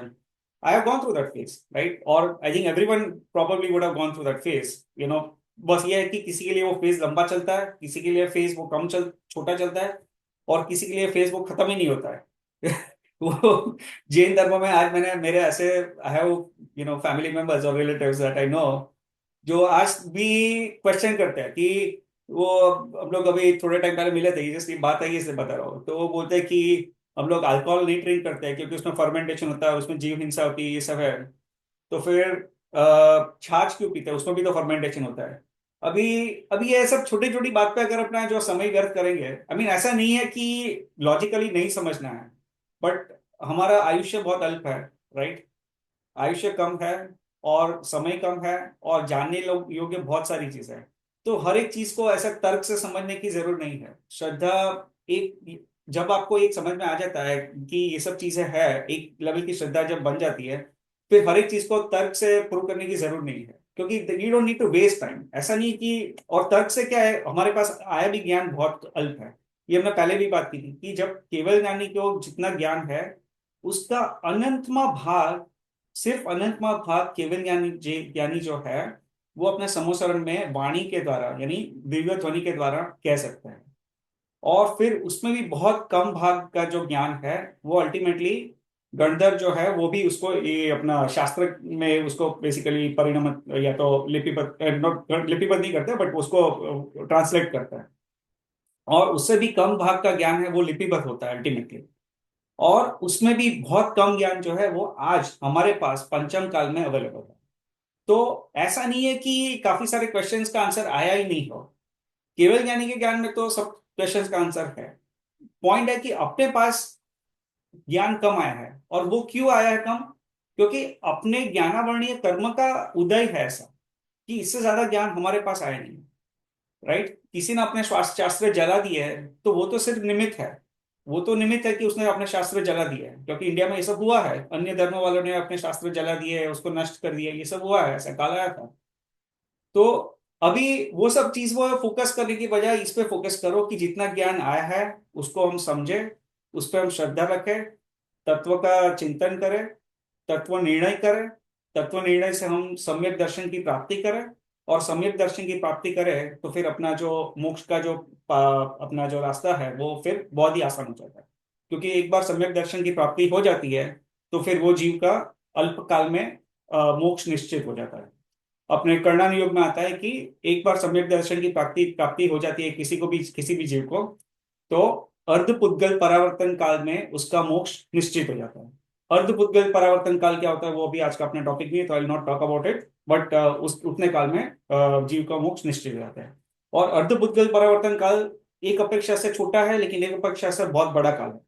ठीक है, ये पुद्गल परावर्तन इस पर ज्यादा डिटेल में नहीं जाएंगे, लेकिन मेरा प्लान है कि हो सके तो नेक्स्ट टाइम जो है ना हम लोग सागरोपम का टॉपिक लेंगे। I will talk about this towards the end. तो इफ यू टॉक अबाउट तो विल सी, अपने सागरोपम का जो टॉपिक लेंगे ना तो इससे थोड़ा आपको ख्याल आएगा ये सब क्या है। ठीक है, चलो अभी विल विल मूव फॉरवर्ड। तो अपना ये जो प्रमेयत्व गुण है यहाँ पे समाप्त होता है, उसका जो विषय यहाँ पे समाप्त होता है। अभी हम नेक्स्ट गुण पे जाते हैं। तो जो नेक्स्ट गुण है वो है अगुरु लघुत्व। ठीक है, अपना नेक्स्ट गुण है अगुरु लघुत्व। ठीक है, तो अगुरु लघुत्व जो है ये अपना नेक्स्ट सामान्य गुण है। तो अगुरु लघुत्व का क्या मीनिंग हुआ, अब ये भी बहुत इंटरेस्टिंग गुण है। ठीक है, तो इसको मैं अपनी यहाँ पे स्क्रीन शेयर करता हूँ। ठीक है, तो ये आप चलो एक बार पहले बोल लेता हूँ, उसके बाद स्क्रीन शेयर करूंगा। तो जब मैं स्क्रीन ना शेयर करूँ तो आपका सब फोकस क्या है, सिर्फ सुनने में रहेगा। तो जिस शक्ति के कारण द्रव्य में द्रव्यपना कायम रहता है, ठीक है, वापस में रिपीट करता हूं, जिस शक्ति के कारण द्रव्य में द्रव्यपना कायम रहता है, अर्थात एक द्रव्य दूसरे द्रव्य रूप नहीं होता, एक गुण दूसरे गुण रूप नहीं होता, और द्रव्य में रहने वाले अनंत गुण बिखर कर अलग अलग नहीं हो जाते, उस शक्ति को अगुरु लघुत्व कहते हैं। ठीक है, एक यानी जिस, ठीक है, तो बेसिकली अच्छा, आपको मेरी आवाज आ रही है राइट? क्योंकि मेरा इंटरनेट शायद स्टेबल नहीं है, इसलिए। सबको आवाज आ रही है? कोई बता सकता है? It was a little in and out. ठीक है, मैं वापस रिपीट करता हूँ। હવે હવે આવે છે, હમણાં આવે છે, વચ્ચે નથી આવતું. હા, अच्छा, इन एंड आउट થોડું હતું. ओके ओके, कोई मतलब नहीं, आई रिपीट इट। मैं अभी रिपीट कर लेता हूँ। देखिए, हम जो बात कर रहे हैं वो है अगुरु लघुत्व गुण की बात करते हैं, राइट? तो अगुरु लघुत्व जो गुण है वो क्या है, उसका क्या अर्थ है? तो यहाँ पे बेसिकली उसका आंसर ये है कि जिस शक्ति के कारण द्रव्य में द्रव्यपना कायम रहता है, उसका द्रव्यपना कायम रहता है। अब द्रव्यपना कायम रहता है उसका क्या मतलब हुआ? तो ये उसका यहाँ पे ये मतलब होता है कि एक द्रव्य दूसरे द्रव्य रूप नहीं होता, राइट? एक द्रव्य दूसरे द्रव्य रूप नहीं होता, एक गुण दूसरे गुण रूप नहीं होता, और द्रव्य में रहने वाले अनंत गुण बिखर कर अलग अलग नहीं हो जाते। उस शक्ति को अगुरु लघुत्व गुण कहते हैं। ठीक है, तो अभी हम हर एक चीज को एक समझेंगे कि पहले तो एक द्रव्य दूसरे द्रव्य रूप नहीं होता, इसका क्या मतलब हुआ कि एक द्रव्य के कैरेक्टरिस्टिक्स या गुण को हम चेंज करके उसको दूसरे द्रव्य में ट्रांसफॉर्म नहीं कर सकते, राइट? यानी हम जो है क्या है, जीव द्रव्य है, राइट? तो जीव द्रव्य को कभी हम अजीव नहीं कर पाएंगे, या तो अजीव बेसिकली बाकी के जो 5 द्रव्य है वो अजीव द्रव्य है। तो कभी भी ऐसा नहीं हो पाएगा कि जीव द्रव्य को हम उसकी कैरेक्टरिस्टिक्स चेंज करके उसको अजीव बना दें। यानी आज तो मैं जीव हूं, लेकिन फिर कुछ केमिकल डाल दिए मेरे पर, या एक्सपेरिमेंट कर दिया, या कुछ रेडिएशंस डाल दिए, और फिर मैं जीव में से एक अजीव बन गया। ऐसा कभी नहीं होगा। क्यों? क्योंकि हर एक द्रव्य में अगुरु लघुत्व नाम का एक गुण है। वो अगुरु लघुत्व नाम का जो गुण है वो द्रव्य के गुण को इंटैक्ट रखता है, हमेशा उसी में रखता है, पकड़ के रखता है, यानी काइंड ऑफ, राइट? तो उसकी वजह से कभी ऐसा नहीं होगा कि मेरे गुण में कोई चेंजेस आएंगे यानी पर्याय की अपेक्षा से बात नहीं कर रहे हैं हम लोग, सीधा गुण की अपेक्षा से बात कर रहे हैं कि मेरे गुण जो है, मेरे में जैसे ज्ञान का गुण है, अभी कैसा है, कभी ऐसा नहीं होगा कि मेरे ज्ञान का गुण मेरे में से निकाल दिया, मेरे में से यानी जीव द्रव्य में से निकाल दिया, कभी ऐसा नहीं होगा। कभी ऐसा नहीं होगा। जो जीव है वो अमूर्तिक है, यानी उसमें स्पर्श, रस, गंध और वर्ण, ये 4 नाम के जो गुण है वो जीव द्रव्य में नहीं है। तो कभी ऐसा नहीं होगा कि मेरे में कुछ एक्सपेरिमेंट करके, रेडिएशंस करके, कुछ केमिकल प्रोसेस करके मेरे में रूपीपना डाल दिया, यानी मूर्तिक पना डाल दिया, यानी मेरा जैसे कोई कलर हो गया, ऐसा कभी नहीं होगा। यहाँ कलर जो ये 4 जो गुण का है वो अपने जीव यानी आत्मा की अपेक्षा बात कर रहा है, राइट? क्योंकि आत्मा जो है वो अमूर्तिक है, अरूपी है। तो उसमें स्पर्श, रस, गंध और वर्ण ये नाम के गुण आत्मा में नहीं है, जीव में नहीं है। तो कभी ऐसा नहीं हो सकता कि इसमें से ये चारों में से जो पुद्गल के गुण है, विशेष गुण है, उसको हम निकाल के जीव में डाल दें, ऐसा कभी नहीं होगा, नेवर। तो क्योंकि कई बार जब मैं छोटा था, ये धर्म की समझ नहीं थी, तो मैं सोचता था कि यार ये लाइफ तो अपनी बहुत स्ट्रेसफुल है, क्या यार ऐसा कभी होता है कि यार मैं एक जीव में से अजीब बन जाऊं, राइट? मैं ऐसा सोचता था कभी कि जीव में से अजीब बन जाऊं, तो उससे फिर क्या अपना स्ट्रेस कब खत्म हो जाएगा, कोई टेंशन नहीं, कोई ज्ञान नहीं, कोई प्रॉब्लम नहीं, राइट? तो अगर ऐसा होता तो शायद अच्छा होता, शायद। परंतु ऐसा नहीं है क्योंकि जीव जो है वो कभी अजीब नहीं हो सकता है, और कोई अजीब है उसको कभी जीव नहीं हो सकता है। हम ऐसे मूवीज देखते हैं, एनिमेशन देखते हैं, जहाँ पे पत्थर में नहीं, लेकिन ऐसे कह सकते हैं कि वो जो कुछ लकड़ी का एक डॉल बना रहा है, फिर उसमें से अचानक से जीव आ गया है, उसमें कुछ कुछ करके उसमें से जीव आ गया, ऐसा। तो वो जो है वो, यानी उसमें भी वो कई अपेक्षा से उसको कहा है, वो अलग बात है, बट जस्ट जनरली बताओ कि अजीव जो है वो कभी जीव रूप परिणमित नहीं हो सकता है, और वैसे ही जीव जो है वो कभी अजीव रूप परिणमित नहीं हो सकता है। जीव अनादिकाल से जीव ही था, अनंत काल तक जीव ही रहेगा। पुद्गल है वो अनादिकाल से पुद्गल ही था, और वो पुद्गल ही रहेगा अनंत काल तक। वो पुद्गल में भी कभी हम अलग से जीव नहीं डाल सकते, राइट? तो ये जो है वो बेसिकली ये है, राइट? हाँ, तो आप जो किंजल में बोल रहे हैं कि इग्नोरेंस इज ब्लिस, राइट? तो हम लोग ऐसा कभी सोचते हैं, लेकिन वस्तु का स्वरूप ऐसा नहीं है। वस्तु का स्वरूप ऐसा नहीं है, इग्नोरेंस इज ब्लिस ऐसा एक्चुअली नहीं है, क्योंकि अपना जो अगर जैसे वो ये कि अगर जीव को अजीव बन सकता था तो वो एक अलग अपना जो अल्टीमेट हैप्पीनेस का मार्ग है वो अलग रहता, लेकिन ऐसा नहीं है, वस्तु का स्वरूप ऐसा नहीं है। इसलिए अपना मार्ग में केवल ज्ञानी ने क्या कहा है कि अगर आप सुखी होना चाहते हो तो आप मोक्ष की प्राप्ति का प्रयास करो, मोक्ष मोक्ष प्राप्त करो, वही अपना अल्टीमेट सुख होने का मार्ग है। राइट? अगर जीव को अजीव में ट्रांसफॉर्म कर सकते हैं तो फिर हम ऐसा भी कोई मार्ग सोचते हैं खुश, यानी और ये सब स्ट्रेस को निकालने का, लेकिन ऐसा वस्तु का स्वरूप ऐसा नहीं है। राइट? ठीक है, तो हमने यहाँ पे पहला पॉइंट पढ़ा कि एक द्रव्य दूसरे द्रव्य रूप परिणमन नहीं होता, फिर एक गुण दूसरे गुण रूप परिणमन नहीं होता है। तो हमने ये बताया कि हर एक द्रव्य में अनंत गुण है, अनंत। राइट? तो उसका मतलब ये हुआ कि हर एक जो गुण है वो अपने ही गुण का कार्य करेगा, वो परिणमन होके दूसरे गुण का कार्य नहीं कर सकता। राइट? तो जैसे जीव में ज्ञान गुण है, तो ज्ञान का जो गुण है वो ज्ञान का ही कार्य करेगा, वो जानने का ही कार्य करेगा, वो श्रद्धा गुण का कार्य नहीं करेगा, वो दर्शन गुण का कार्य नहीं करेगा। राइट? तो ये जो अन्य अन्य जो गुण है वो एक गुण जो है वो दूसरे गुण रूप परिणमित परिणमित कभी नहीं हो सकता है, वो जो गुण है वो उसी गुण का कार्य करता रहेगा हमेशा। राइट? तो ये दूसरा पॉइंट है। और तीसरा पॉइंट ये है कि द्रव्य में रहने वाले अनंत गुण बिखर कर अलग अलग नहीं हो जाते।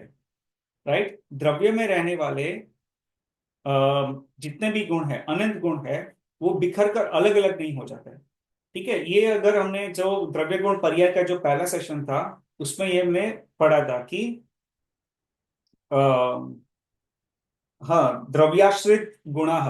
राइट? उसमें दो चीज कही थी, द्रव्याश्रित यानी गुण जो है वो द्रव्य के आश्रित है, ये हमने पॉइंट तभी भी डिस्कस किया था। तो जो गुण है वो द्रव्य के आश्रित है, यानी द्रव्य के आश्रय से ही गुण है। गुण है वो किसका है? वो द्रव्य का गुण है। अगर द्रव्य गुण को अगर द्रव्य से अलग कर दिया जाए तो फिर हम कहें ये गुण किसका है, तो फिर किसका कहेंगे, क्योंकि वो द्रव्य से तो डिटैच हो गया गुण, तो फिर वो गुण किसका है? तो ऐसा नहीं होता है। यानी और जैसे मैं अभी जीव द्रव्य हूं तो मेरे में ये अनंत गुण है, उसमें से ज्ञान गुण है, दर्शन गुण है, श्रद्धा गुण है, और आई थिंक बहुत सारे गुण है, चारित्र गुण है, वीर्य गुण है, ये सब है। तो ये जो गुण है कभी ऐसा नहीं होगा कि ये गुण जो है वो जीव द्रव्य में से बिखर कर अलग अलग हो जाए और फिर जीव द्रव्य में ना रहे, ऐसा कभी नहीं होता। राइट? वो हमेशा इंटैक्ट रहेंगे, जो द्रव्य में जितने गुण है वो उतने इंटैक्ट ही रहेंगे।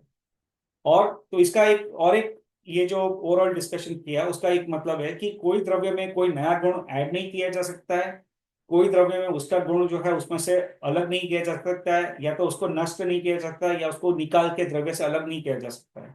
राइट? तो बेसिकली इसका एक ये मीनिंग होता है, अगुरु लघुत्व गुण। ठीक है, तो ये है, क्योंकि अगर ऐसा अगुरु लघुत्व गुण हर एक द्रव्य में नहीं होता तो हम द्रव्य का भी जो स्वरूप है उसको हम चेंज कर सकते थे। बेसिकली इसका जानने का तात्पर्य यही है, लेकिन कभी ऐसा द्रव्य का स्वरूप चेंज नहीं हो पाएगा। राइट? तो ये बेसिकली एक इसका यहाँ पे मीन उसका जानने का तात्पर्य, जानने का जो भाव है वो ये है। ठीक है, और हमने एक जो पर्याय के बारे में बात की थी, जब द्रव्य गुण पर्याय का जो अपना टॉपिक निकला था तो अपने जो उसके बाद सेकंड सेशन था उसमें हमने पर्याय के बारे में बात की थी। हमने कहा था कि जो पर्याय जो अपना मेन टॉपिक नहीं है बट थोड़ा अपने उस पर डिस्कशन की थी। तो यहाँ पे मैं उसके बारे में थोड़ा एक अपनी स्क्रीन शेयर कर लेता हूँ, क्योंकि ये जो है ना वो अगर ये जस्ट जानने के लिए समझ लो, अभी अगर इसको दिमाग में पूरा अभी ना बैठे, ये थोड़ा डिटेल लेवल का टॉपिक है, तो अगर ना बैठे तो इसको कोई अभी don't worry about it. Right? Just ये अपने ज्ञान के लिए, तो जस्ट नॉर्मल इन्फॉर्मेशन के लिए सिर्फ ये अभी वापस मैं शेयर कर रहा हूँ। तो मैं अपनी स्क्रीन शेयर कर रहा हूँ। इसमें एक क्वेश्चन आता है कि अगुरु लघुत्व गुण का कार्य क्या है। तो यहाँ पे उत्तर दिया है कि अगुरु लघुत्व गुण का विकार, विकार यानी विशेष कार्य, यहाँ पे विकार यानी वो गलत, ऐसा मीनिंग नहीं है, तो यहाँ पे है उसका मीनिंग है विशेष कार्य। तो अगुरु लघुत्व गुण का विशेष कार्य षटगुणी हानि वृद्धि हानि है। राइट? हमने पहले बात की थी कि हर एक द्रव्य में षटगुणी हानि वृद्धि होती है, षट यानी छह, तो छह प्रकार की हानि और छह प्रकार की वृद्धि। हानि यानी पूरी जो पुरानी पर्याय है वो जाती है, वो उसकी उसको यहाँ पे हानि कहा है, और नई पर्याय उत्पन्न होती है उसको वृद्धि कहा है। तो 6 प्रकार की हानि और 6 प्रकार की वृद्धि होती है। यदि षटगुणी हानि वृद्धि वृद्धि हानि न हो तो अगुरु लघुत्व गुण भी नहीं होगा। 6 प्रकार की वृद्धि हानि होने पर भी वह अपने स्वरूप में ज्यों का त्यों स्थित रहता है, ऐसा उसका अगुरु लघुत्व स्वभाव है। ठीक है। तो अगुरु लघुत्व स्वभाव के अनंत अंशों में स्वभाव से ही प्रति समय षटगुणी वृद्धि हानि होती है। और यहाँ पे ये लिखा है कि यह स्वभाव पर्याय सभी द्रव्यों में है, कोई द्रव्य षटगुणी हानि वृद्धि बिना नहीं है। राइट। तो हमने जब वो पर्याय की बात की थी तो हमने ये कहा था जो पर्याय 2 प्रकार की होती है, पर्याय और व्यंजन पर्याय। और उसमें जो अर्थ पर्याय है उसमें हमने ये कहा था कि ये षटगुणी हानि वृद्धि, उसमें भी उसके 2 प्रकार थे, और उसमें से एक प्रकार है उसमें हमने ये कहा था कि हर एक द्रव्य में अगुरु लघुत्व गुण होता है, उसमें से उसकी वजह से उसमें षटगुणी हानि वृद्धि होती है। तो ये जो षटगुणी हानि वृद्धि है वो यहाँ पे उसका एक थोड़ा नाम दिया है। ये उसमें ये है अनंत गुण वृद्धि, असंख्य गुण वृद्धि, संख्यात गुण वृद्धि, फिर संख्यात भाग वृद्धि, असंख्यात भाग वृद्धि और अनंत भाग वृद्धि। तो इस प्रकार की 6 वृद्धि होती है और उसी प्रकार की 6 हानि होती है। और ये जो है अभी ये सिर्फ नाम बता रहे हैं, अभी इसका मीनिंग भी आता है अपने शास्त्र में, बट अभी मैं एज ए सेड मैं अभी ज्यादा इसके डिटेल में नहीं जाना चाहता हूँ। ये एक जानकारी के लिए सिर्फ बता रहा हूँ कि अगुरु लघुत्व गुण यानी हमने जो उसकी परिभाषा तो ये समझी, राइट, कि हर एक द्रव्य के हर एक गुण इंटैक्ट रहते हैं। लेकिन यहाँ पे उसका एक यहाँ पे दूसरा भी एक मीनिंग यहाँ पे निकलता है कि हर एक द्रव्य में इस प्रकार की छह प्रकार की हानि और 6 प्रकार की वृद्धि उसकी पर्याय में होती रहती है, और उसको भी अगुरु लघुत्व गुण ही कहते हैं। राइट। तो यहाँ पे ये क्या क्या है कि उपयुक्त उपयुक्त अनुसार 6 प्रकार से वृद्धि तथा 6 प्रकार से हानि होती है। उस रूप अगुरु लघुत्व गुण का कोई सूक्ष्म परिणमन उस रूप अगुरु लघुत्व गुण का कोई सूक्ष्म परिणमन होता है, वह केवली गम्य है। ये हमने तभी भी बात की थी कि ये जो चेंजेस होते हैं, इस प्रकार के जो 6 प्रकार के जो चेंजेस होते हैं वो केवली गम्य है, वो हमारे ज्ञान में नहीं आता है, हमारे ज्ञान की पकड़ में नहीं आता है, बट केवल ज्ञानी के ज्ञान में ये पकड़ में आता है। राइट। ये 6 प्रकार की हानि और वृद्धि। ठीक है। तो ये टॉपिक पे ज्यादा डिटेल में नहीं जाएंगे, let's not worry about it, क्योंकि ये थोड़ा ज्यादा डिटेल लेवल का हो जाता है। अभी हम लोग थोड़ा will just continue with at a very basic level. ठीक है। हाँ, अभी एक इंटरेस्टिंग क्वेश्चन है, ये यहाँ पे मैं शेयर कर रहा हूँ वापस। देखिए, ये एक इंटरेस्टिंग क्वेश्चन है। ये पूरी तरह अगर दिमाग में ना बैठे तो कोई घबराना मत, इसको थोड़ा समझ बाद में अलग से चिंतन करना। ठीक है। इसको अभी सब जान लेता है, फिर अगर समझ में आया तो अच्छी बात है, ना समझ में आया तो इसका चिंतन करना आराम से। ठीक है। तो ये प्रश्न यहाँ पे ये आता है कि क्या गुरु से ज्ञान, पुस्तक से ज्ञान अथवा चश्मे से ज्ञान आदि मान्यताएं ठीक है। राइट। तो यहाँ पे क्वेश्चन ये है कि मैं पुस्तक पढ़ता हूँ और वो पढ़ता हूँ तो उसमें से मुझे ज्ञान मिलता है। राइट। या तो मेरा कोई गुरु है, वो मुझे गुरु जो अपने पंडित आता है, स्वाध्यायकार आता है, ये सब हमको समझाता है शास्त्र के बारे में, और फिर हम कहते हैं कि हमारे ज्ञान में वृद्धि हो रही है, क्योंकि मैं स्वाध्याय अटेंड किया तो मुझे उसमें से ज्ञान मिला, मुझे बहुत सारी चीजें समझ में आई, शास्त्र पढ़े उसमें से चीजें समझ में आई। राइट। तो क्वेश्चन ये है कि क्या गुरु से ज्ञान या पुस्तक से ज्ञान होता है, ऐसी मान्यता ठीक है? तो यहाँ पे उसका उत्तर दिया है सर्वथा नहीं, सर्वथा यानी नेवर, नेवर, ऐसी मान्यता कभी भी ठीक नहीं है, नेवर। ज्ञान ज्ञान ज्ञान गुण में से ही होता है, गुरु से, पुस्तक से अथवा चश्मे से ज्ञान होने की मान्यता वाले जीव को अगुरु लघुत्व गुण का सम्यक ज्ञान नहीं है। ठीक है। और फिर क्या कहा है, एक द्रव्य के अनंत गुणों में से एक गुण दूसरे गुण में नहीं जाता।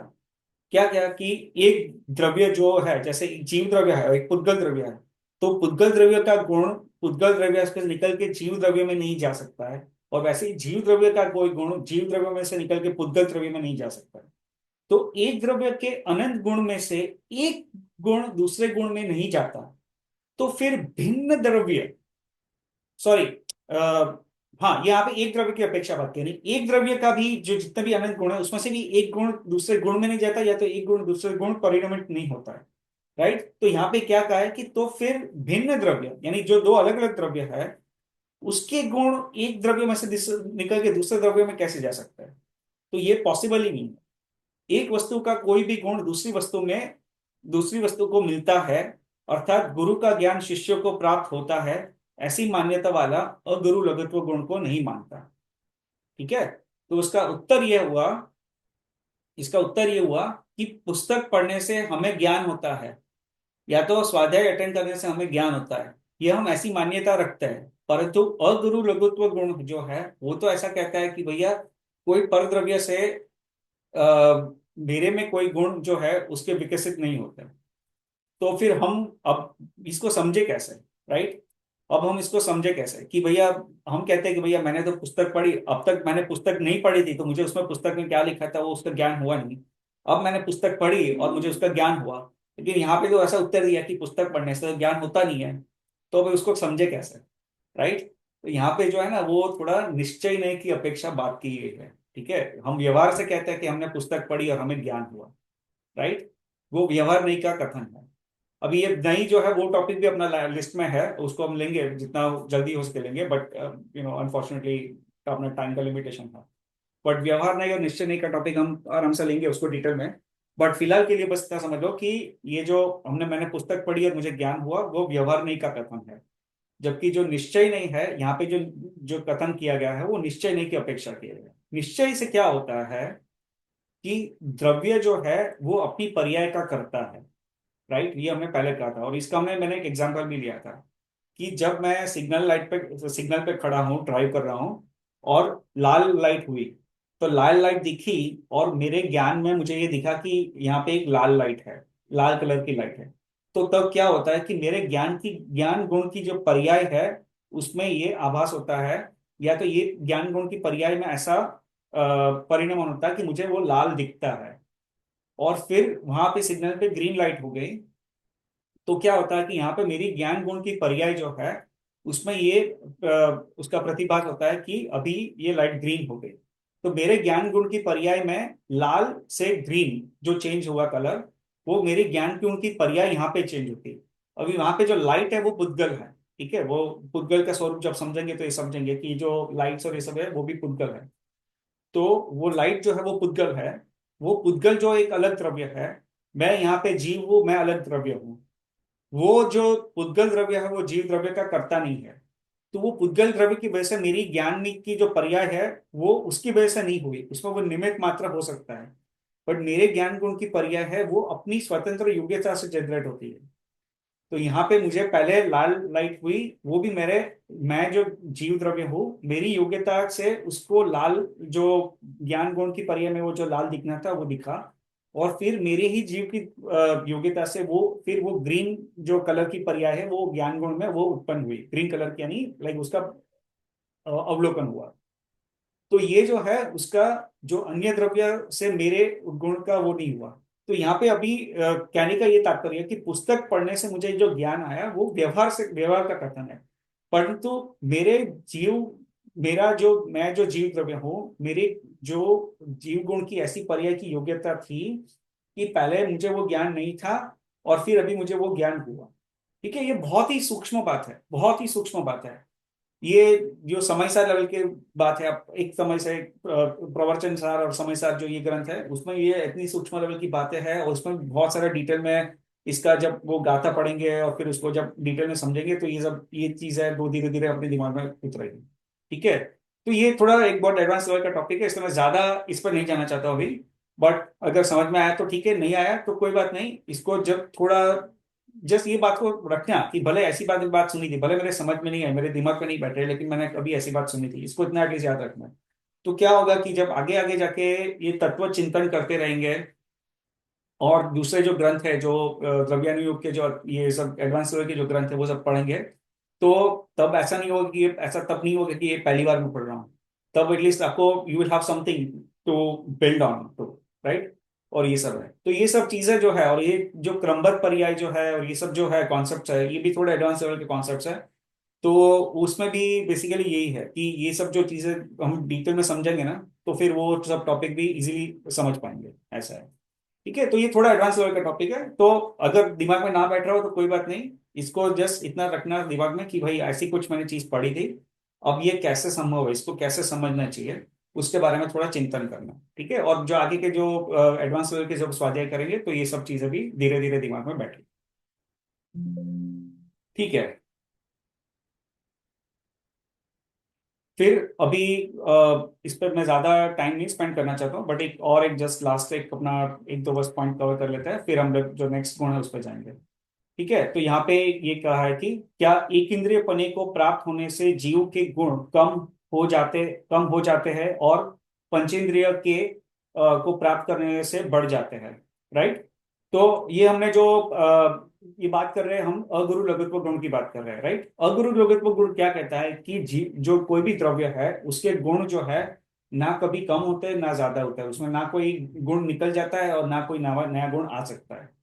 तो अभी एक प्रश्न आता है कि एक इंद्रिय, जब जीव एक इंद्रिय की पर्याय में जाता है, एक इंद्रिय यानी क्या, जैसे निगोद के जीव है, जैसे वनस्पति काय के जीव है, जैसे जल काय के जीव है, जैसे अग्नि काय के जीव है। अग्नि में भी जीव होते हैं, उसके सबको पता होगा। अग्नि जब जलाते हैं तो उसके अंदर भी जीव उत्पन्न होते हैं। अग्नि जो वो जीव नहीं है, लेकिन अग्नि के अंदर जीव उत्पन्न होते हैं, उसको अग्नि का एक जीव कहते हैं, ठीक है।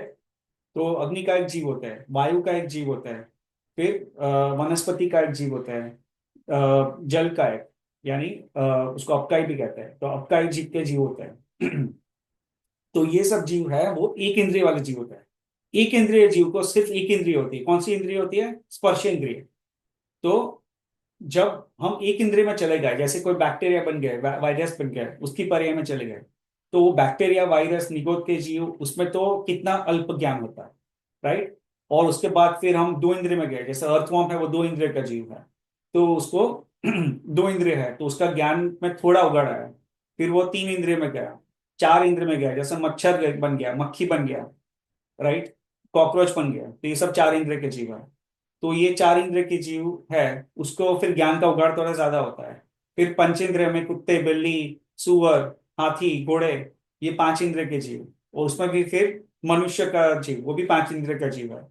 तो ये अलग अलग इंद्रिय के हम जब पर्याय चेंज करते हैं तो फिर बेसिकली हमें तो ये दिखता है कि भैया एक इंद्रिय में जब गए तो ज्ञान तो हमारा बहुत ही अल्प हो गया था, और जब हम पांच इंद्रिय में आए तो हमारा ज्ञान का उघड़ और बढ़ गया। तो हमारा ज्ञान जो है वो कम या अधिक हुआ कि नहीं हुआ, क्योंकि अगुरु लघुत्व गुण तो कहता है कि जो गुण है उसमें तो कभी उसकी गुण जो है वो कभी कम या ज्यादा नहीं होते हैं, द्रव्य में जितने गुण है उतने ही रहते हैं, राइट। तो अभी इसका उत्तर यहाँ पे दिया है, तो ये इसको मैं वापस पढ़ रहा हूँ। सर्वथा नहीं, यानी क्वेश्चन ये है कि क्या एक इंद्रिय पने को प्राप्त होने से जीव के गुण कम हो जाते हैं और पंचेंद्रिय को प्राप्त होने से बढ़ जाते हैं। तो उसका आंसर है सर्वथा नहीं, आंसर इज नेवर। नेवर, कभी उसके गुण में ऐसा कभी कोई फर्क नहीं आता है। द्रव्यों में अगुरु लघुत्व गुण के कारण गुणों की संख्या और शक्ति कभी कम या अधिक नहीं होती। गुण की वर्तमान पर्याय में परिवर्तन होता रहता है, परंतु द्रव्य गुण तो सदैव सर्व अवस्थाओं में ज्यों के त्यों ही रहते हैं, ठीक है। तो गुण की वर्तमान पर्याय में परिवर्तन होता है, गुण की वर्तमान पर्याय में परिवर्तन होता है, परंतु द्रव्य गुण तो सदैव सर्व अवस्थाओं में ज्यों के त्यों ही रहते हैं। देखिए ये जो पॉइंट है ना वो एक इंपॉर्टेंट पॉइंट है समझने के लिए। जो गुरुदेव जो है वो ये कहते हैं कि हर एक जीव सिद्ध समान है, राइट। हम लोग ये कहते हैं कि हर एक जीव सिद्ध समान है। देखिए ये जो कहते हैं तो कई लोग उसका विरोध करते हैं, ये कथन को बोलते हैं कि यार तुम तीर्थंकर भगवान को अपने आप को कंपेयर कर रहे हो, तुम सिद्ध भगवान को भगवान के साथ अपने आप को कंपेयर करो। कभी देखा है तीर्थंकर भगवान कैसे होता है, और कभी देखिए अपनी शक्ल देखिए आईने में कैसी है। यदि ऐसा कई लोग इस बात का विरोध करते हैं, तो ये जो है ना वो विरोध करते हैं, क्यों करते हैं, क्योंकि वो इस बात को समझते नहीं है। देखिए हर एक जीव सिद्ध समान है, ये कथन का यहाँ पे तात्पर्य है कि हर एक जो सिद्ध भगवान में जितने गुण है उतने ही गुण मेरे में आज है। ऐसा नहीं कि मेरे गुण मेरे में आज वो गुण नहीं है, आज भी मेरे में उतने ही गुण है। भले मैं एक यहाँ पे छद्मस्त जीव हूँ, परंतु मैं नहीं, मैं और आप दो सबकी बात कर रही चल रही है कि मैं और आप भले ही हम यहाँ पे छद्मस्त जीव हो, छद्मस्त यानी केवल ज्ञान भी नहीं हुआ, जिसको केवल ज्ञान ना हुआ हो उसको छद्मस्त जीव कहते हैं। तो भले हम और आप अभी छद्मस्त जीव है, परंतु हमारे में उतने ही गुण है जितने अरिहंत भगवान में है, जितने सिद्ध भगवान में है। गुण की अपेक्षा ये 100% बात ये कथन जो है वो सही है, परंतु पर्याय की अपेक्षा अभी हमारे में केवल ज्ञान प्रकट नहीं हुआ है, क्योंकि इसमें जो हमारे गुण पर कर्मों का आवरण है। तो ये जो गुण है वो उस तरह से प्रकट नहीं हुआ है, पर उसका मतलब नहीं कि हम में वो गुण नहीं है, राइट। तो वो बेसिकली द्रव्य की अपेक्षा हर एक जीव, इवन जो कोई कीड़ा मकोड़ा हो, वो भी सिद्ध समान है, क्योंकि उसमें भी उतने ही गुण है जितने सिद्ध भगवान में गुण है, राइट। तो ये है। देखिए, ये जानने से हमें क्या लाभ होता है, ये हमें कॉन्फिडेंस आता है कि मैं कोई किसी से हीन नहीं हूं। ऐसा वो सुपीरियरिटी या इंफीरियरिटी कॉम्प्लेक्स वो यहाँ पे नहीं आएगा, राइट। इंफीरियरिटी कॉम्प्लेक्स भी नहीं आएगा, सुपीरियरिटी कॉम्प्लेक्स भी नहीं आएगा, यानी मैं किसी से हीन भी नहीं हूँ, किसी यानी और कोई जीव से, ना तो मैं हीन हूं ना मैं ज्यादा हूं। तो हमें क्योंकि हम लोग ये कई बार ऐसा सोचते हैं कि अरे यार, भगवान तो भगवान है, हम तो बहुत हीन जीव है। ऐसा नहीं है, हम भी भगवान के समान ही है। ये जब हमको रियलाइजेशन आएगा, तभी तो हम हमारे गुण को प्रकट करने का वो पुरुषार्थ करेंगे। अगर हम खुद को ये ना हीन मानेंगे, हम मानेंगे कि भैया मैं तो अभी हीन हूं, मेरे में कोई ऐसे गुण नहीं है जो सिद्ध भगवान में है, अगर हम ऐसा मानेंगे तो फिर हम उसको पुरुषार्थ ही नहीं कर पाएंगे, उसको प्रकट करने। तो इसीलिए यहाँ पे ये जो गुण है, अगुरु लघुत्व गुण, उसका यहाँ पे इंपॉर्टेंस है कि हर एक जीव सिद्ध समान है। और यहाँ पे अपना जो प्रश्न ये चल रहा था कि क्या एक इंद्रिय जब पने में जाता है जीव, तो उसके गुण कम हो जाता है, और फिर पंचेंद्रिय में आता है तो उसके गुण बढ़ जाते हैं? तो सर्वदा नहीं, कभी ऐसा नहीं होता है। गुण तो जीव में एक इंद्रिय में भी उतने ही रहेंगे जितने पंचेंद्रिय जीव में है, गुण की अपेक्षा। जैसे ये कि पर्याय की अपेक्षा वो भी गुण की जो अवस्था है वो अलग अलग लेवल पे रह सकती है, उसको वो प्रकट ना हो हुई हो, ऐसा हो सकता है। बट जो गुण तो है वो जीव में उतने ही रहेंगे जितने एक इंद्रिय जीव में उतने ही रहेंगे जितने पंचेंद्र में।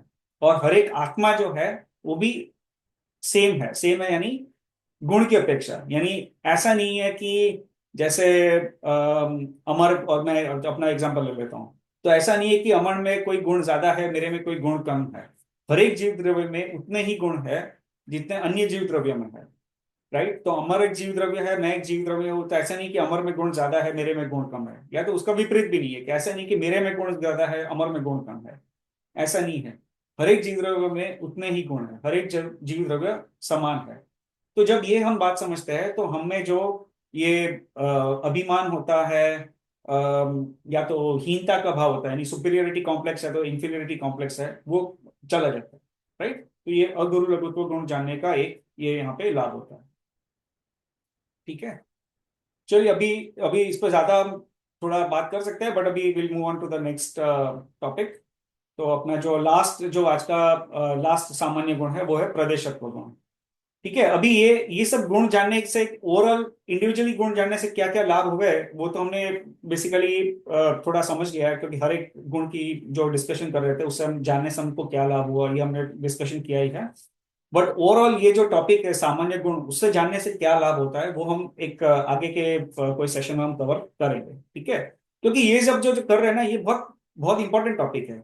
जब द्रव्यान योग के कोई हम जब शास्त्र पढ़ेंगे, तो ये सब जब गुण समझते हैं ना, तो उससे क्या है कि ये द्रव्यान योग के जो शास्त्र है, जैसे प्रवचन सार, समय सार, ये सब जब पढ़ेंगे ना, तो ये सब समझने में बहुत ही आसानी होगी। क्योंकि द्रव्यान योग के शास्त्र, अभी क्या होता है कि कई लोग समय सार पढ़ लेता है, लेकिन उसको भाव जो है ना वो समझ नहीं पाता है।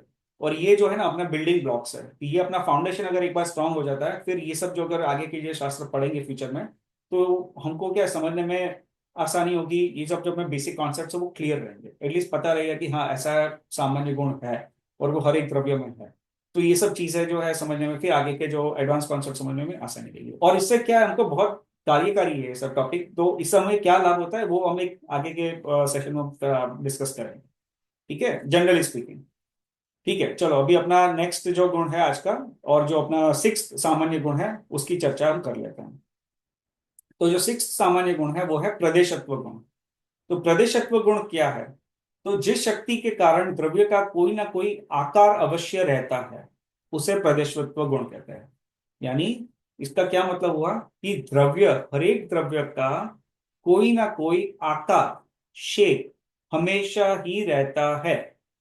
हर एक द्रव्य का एक शेप, यानी यहाँ पे क्या है ना, थोड़ा उसको एक स्थूल रूप से समझना। एक लिटरली शेप भी कह सकते हैं, बट स्थूल रूप से क्या है कि उसका एक फिजिकल, एक काइंड ऑफ मैनिफेस्टेशन है फिजिकल। अभी एक उसको फिजिकल यानी ऐसा फिजिकल नहीं, पुद्गल जैसा फिजिकल नहीं, लेकिन उसका एक कुछ ना कुछ एक शेप जैसा कुछ रहेगा, कुछ उसका एक फिजिकल मैनिफेस्टेशन रहेगा द्रव्य का। ठीक है, तो वो उसको उस शक्ति जिसकी वजह से द्रव्य में कोई ना कोई आकार अवश्य रहता है, उससे प्रदेशत्व गुण कहते हैं।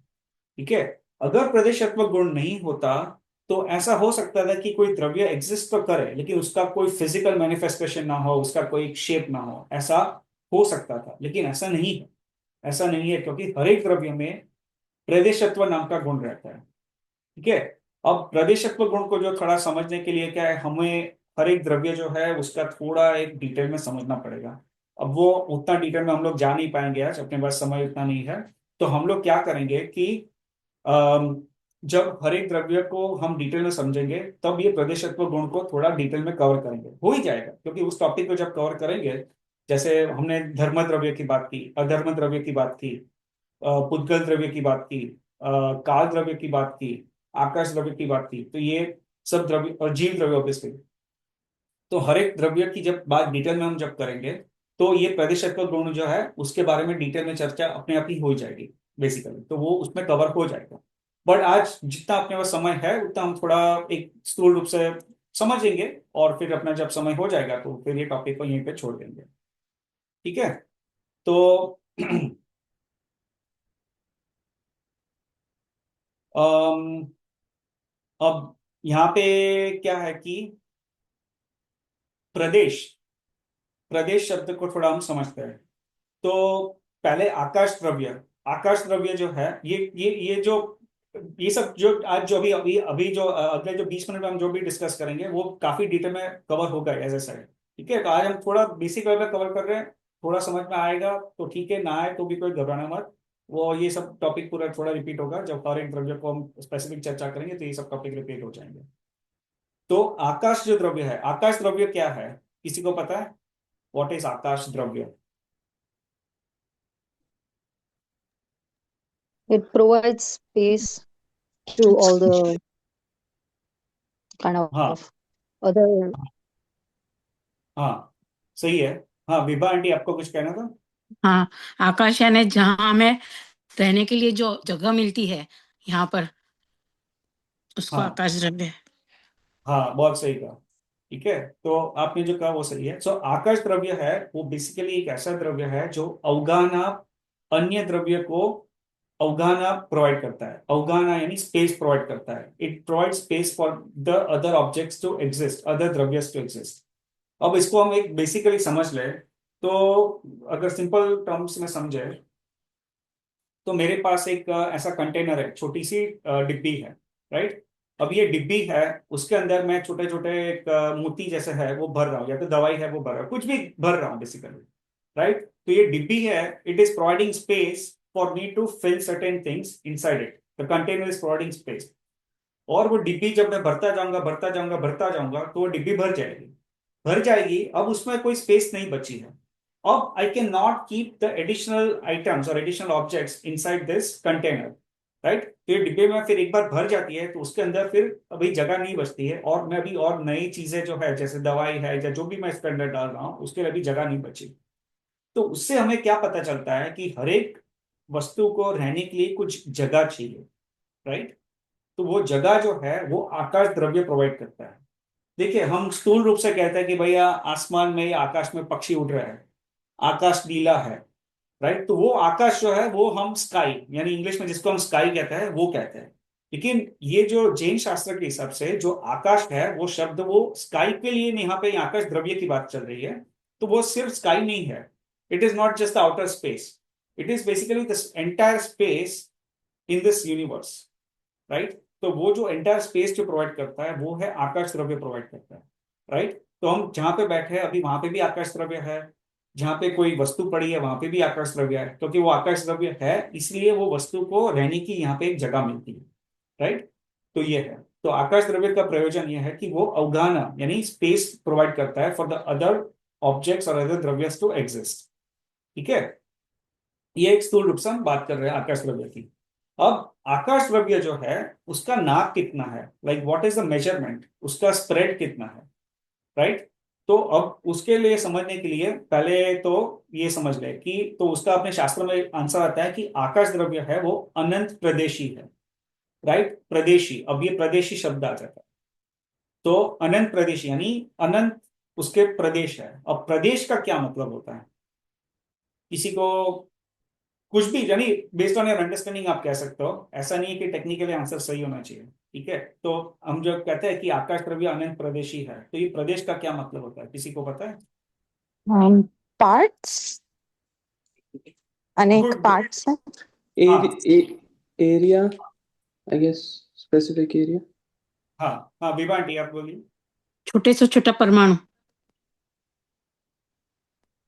हाँ, आप क्या कहने का तात्पर्य मैं समझ गया।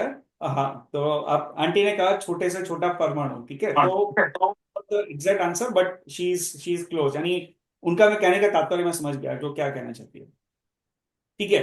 तो जो अभी स्थूल रूप से इसको एक एग्जैक्ट उसका अंडरस्टैंडिंग भी है और एक स्थूल रूप से भी समझ सकता है, ठीक है। पहले अभी थोड़ा स्थूल रूप से पहले समझ लेते हैं कि आकाश द्रव्य अनंत प्रदेशी है, तो उसका मतलब ये हुआ कि आकाश द्रव्य जो है उसके अलग अलग स्पेस पॉइंट्स है, राइट। जैसे मैं अभी एक रूम में बैठा हूं, तो इतने जो छोटे छोटे छोटे छोटे स्पेस पॉइंट्स आप कह सकते हो, राइट, बहुत ही एक छोटा एरिया है, राइट। दे आकाश के जो है वो एक के बाजू में एक के बाजू में एक बाजू में एक, उसका अगर जो smallest point, smallest unit of आकाश या स्मॉलेस्ट एरिया ऑफ आकाश, उसको हम एक आकाश प्रदेश कह सकते हैं, ठीक है। आकाश द्रव्य का एक प्रदेश कह सकते हैं, स्मॉलेस्ट स्पेस पॉइंट, राइट। तो बेसिकली उसको एक आकाश प्रदेश कह सकता है।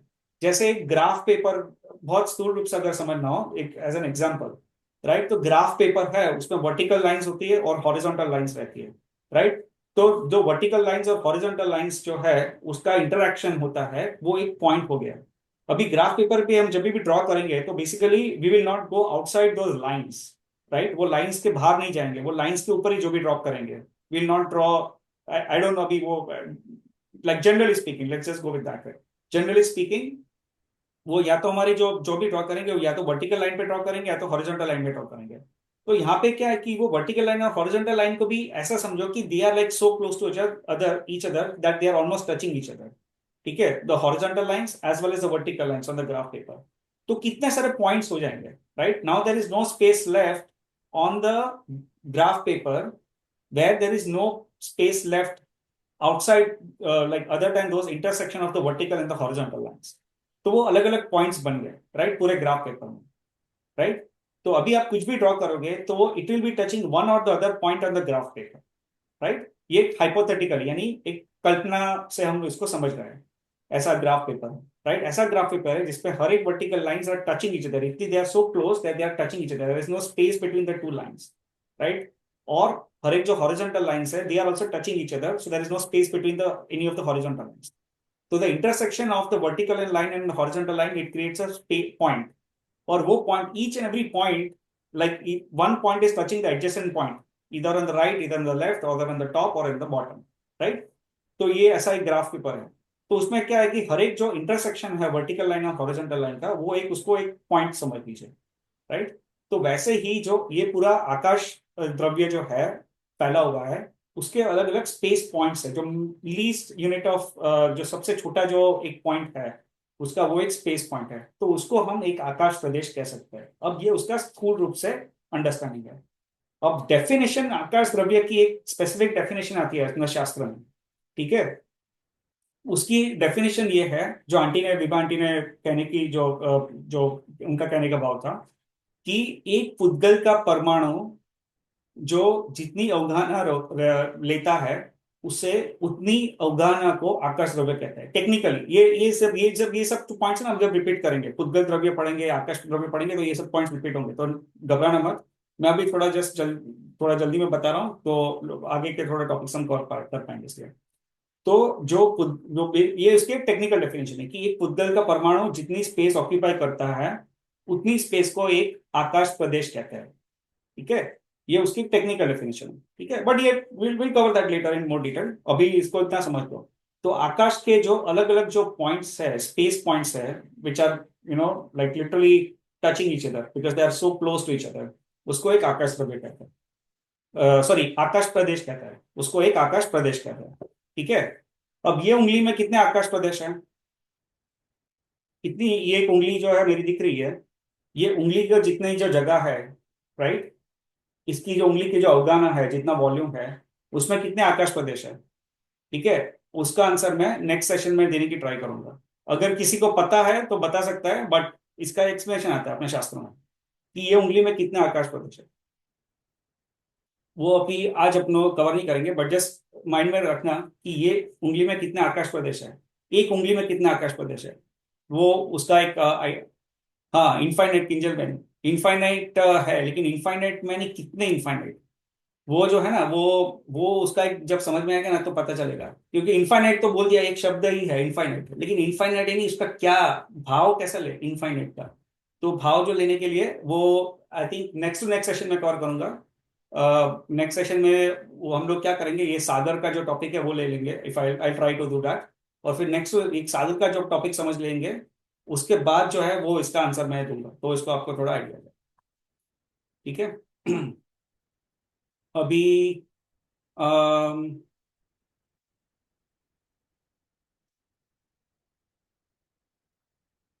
ठीक है, मैं जस्ट देख रहा हूँ कि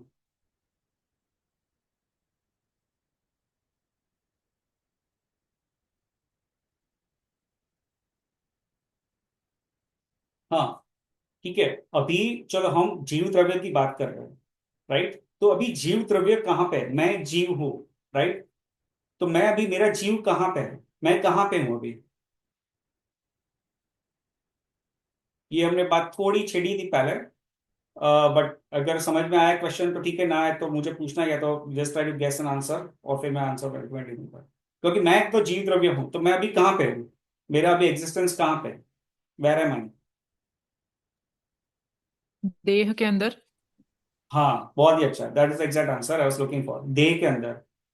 जीवो, और जो जीव है वो सदैह परिमाणो, राइट, सदैह परिणामो परिमाणो, यानी जो अपने देह, सदैह यानी खुद के देह के प्रमाण है। यानी मैं जीव हूँ, जीव यानी आत्मा, क्योंकि जीव इज आत्मा, राइट। तो जो जीव है वो अपने शरीर, जो उसका शरीर है वो वहां पे है, वो जीव वहां पे है, राइट। सो मैं, मेरा जो देह है, मेरा जो शरीर है, वहां पे अभी मेरा आत्मा है, राइट। तो संसारी जीव का बेसिकली ऐसा स्वरूप है कि उसका जो शरीर होता है, वो शरीर जहां पे मौजूद है वहां पे उसके आत्मा के प्रदेश है, वो वहां पे रहते हैं। ठीक है, ये प्रदेश शब्द हमने समझा, तो ये आत्मा के जो प्रदेश है, बेसिकली उसका क्या मीनिंग हुआ कि आत्मा के भी जो प्रदेश है, यानी जो अपना आत्मा जो है उसका एक फिजिकल स्ट्रक्चर यानी फिजिकल मैनिफेस्टेशन है। क्योंकि हमने यहाँ पे भी किसकी, कौन से गुण की बात करी है, बात चल रही है अपना प्रदेशत्व गुण की बात चल रही है, राइट। और प्रदेशत्व गुण क्या कहता है कि हर एक द्रव्य का कुछ ना कुछ शेप है। तो जो आत्मा के जो प्रदेश है, यानी आत्मा का जो एक फिजिकल मैनिफेस्टेशन या तो एक फिजिकल अपियरेंस है, वो जो है वो कहाँ पे है? आत्मा, अभी जीव जो उसका जो शरीर है वहां पे उसका आत्मा भी फैला हुआ है, राइट। तो इसलिए जो जीव और शरीर को क्या कहते हैं कि वो एक क्या बोलते हैं कि एक अवगाहना संबंध है। एक अवगाहना यानी जो जहां पे मेरा शरीर फैला हुआ है वहीं पे मेरा आत्मा भी वहीं पे भी फैला हुआ है। लेकिन जब मेरी मृत्यु हो जाएगी तो ये जो आत्मा जो है, जो जीव है, वो शरीर में से निकल के वो अलग हो जाता है और फिर उसके बाहर चला जाता है। तो ये सामान्य से है, सामान्य से। ठीक है। अब there are some exceptional circumstances जहां पे जो जो आत्मा जो है वो अपने शरीर में नहीं रहता है। ऐसा नहीं, वो मृत्यु की बात नहीं कर रहे हैं, मृत्यु में तो क्या है, वो आत्मा जो वो शरीर से डिटैच होकर निकल जाता है, लेकिन वो उसकी बात नहीं कर रहे हैं। जब जीवित रहता है उसमें भी ऐसे सर्कमस्टेंसेस होते हैं। ठीक है, ऐसे सर्कमस्टेंसेस होते हैं, ऐसी सिचुएशंस आ सकती है, ऐसे सिचुएशंस हो सकती है जहाँ पे जो जीव है वो उसके शरीर, जो आत्मा जो है, आत्मा के प्रदेश उसके शरीर से बाहर निकल जाता है। ठीक है, टेम्पररीली, टेम्पररीली वो शरीर से बाहर निकल सकता है और फिर वो वापस आत्मा के प्रदेश शरीर के अंदर आ सकता है। उसको क्या कहता है, किसी को पता है? There is a word for that in our shastra. केवली समुद्घात। हाँ, so the word is samudghat. केवली देखिए, समुद्घात है ना, जो आपने आंसर किया वो सही है, लेकिन केवली समुद्घात है वो एक प्रकार का समुद्घात है। देर आर एक्चुअली 7 प्रकार के समुद्घात है टोटल। ठीक है, there are different type of समुद्घात, जैसे मारणांतिक समुद्घात, केवली समुद्घात, फिर उसको क्या बोलते हैं, काचा एक समुद्घात शायद एक होता है। मेरे पास एक यहाँ पे बुक है, उसमें तो पढ़ के एक बता देता हूँ।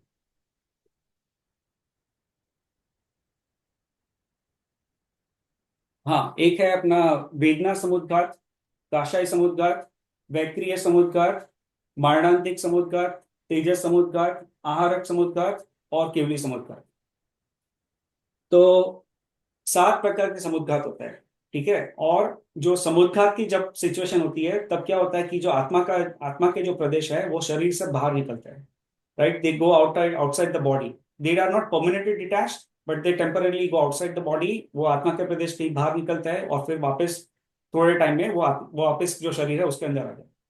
तो ये 7 प्रकार के समुद्घात होते हैं, उसमें से केवली समुद्घात है वो एक प्रकार का समुद्घात है। तो ये जो समुद्घात का टॉपिक भी बहुत इंटरेस्टिंग है। क्या सिचुएशन में आत्मा के प्रदेश अपने शरीर से बाहर निकलते हैं, राइट? क्या समुद्घात हम में भी हो सकता है, और कौन से सिचुएशन में होता है, और उसका क्या समुद्घात क्या क्या स्वरूप है। तो ये बहुत इंटरेस्टिंग टॉपिक है, इसको हम लेंगे फ्यूचर में।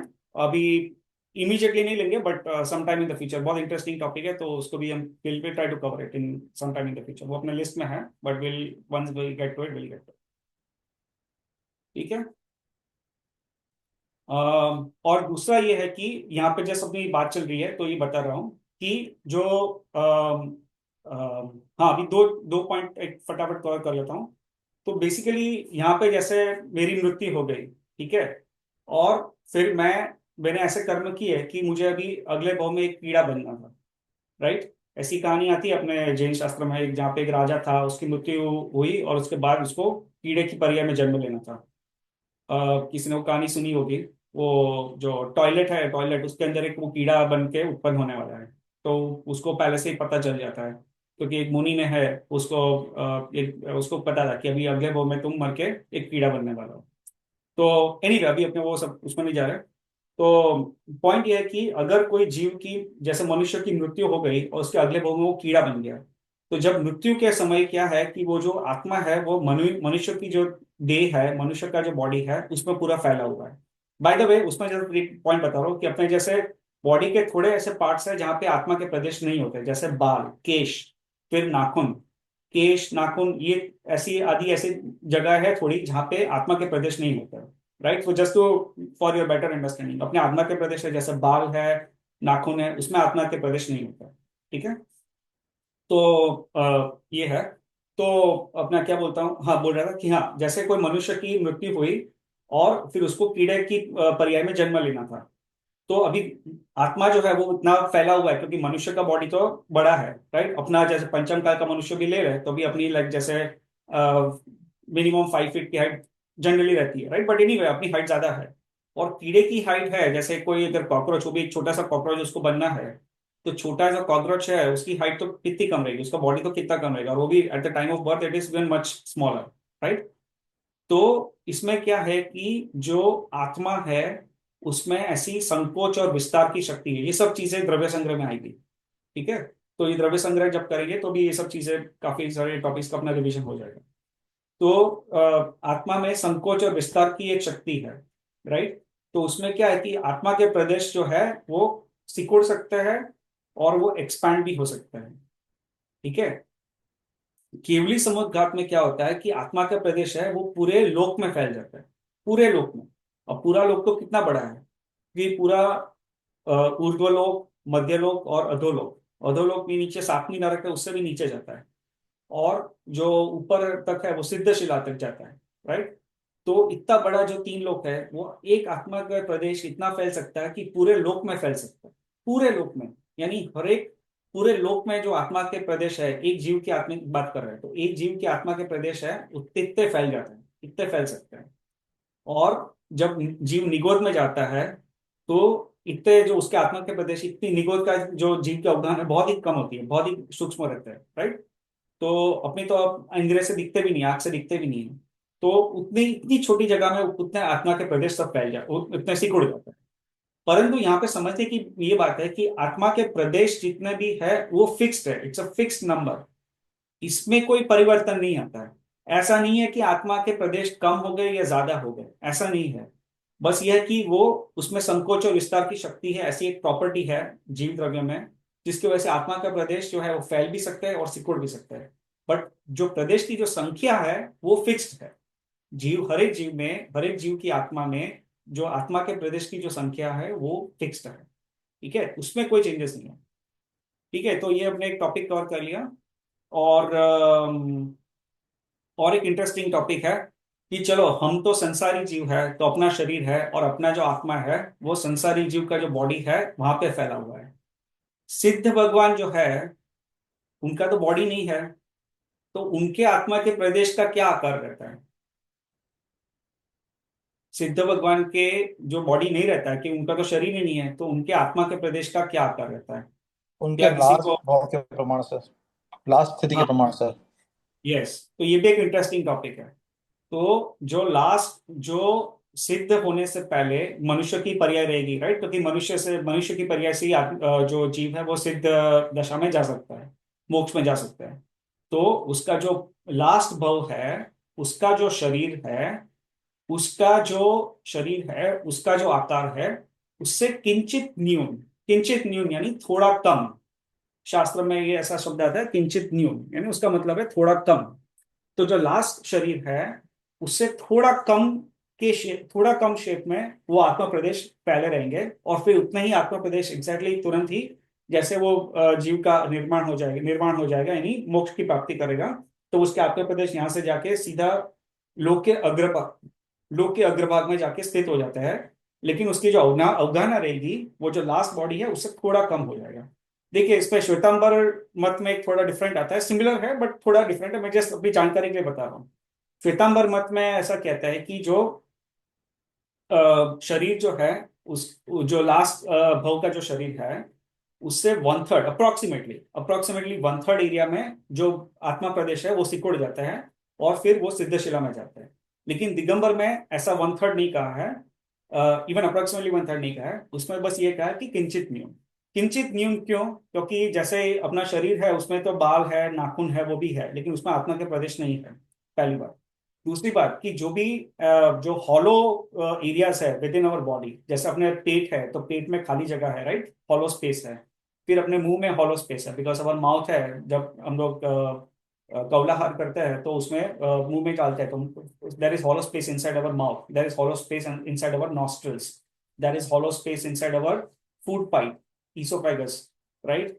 तो ये जो अपने बॉडी में जो जो हॉलो स्पेसेस है, जब जीव मोक्ष में जाता है तो क्या होता है कि जो अपना लास्ट जो बॉडी है, लास्ट भाव का जो बॉडी है, उसमें जो हॉलो स्पेसेस है ना वो सब भर जाती है।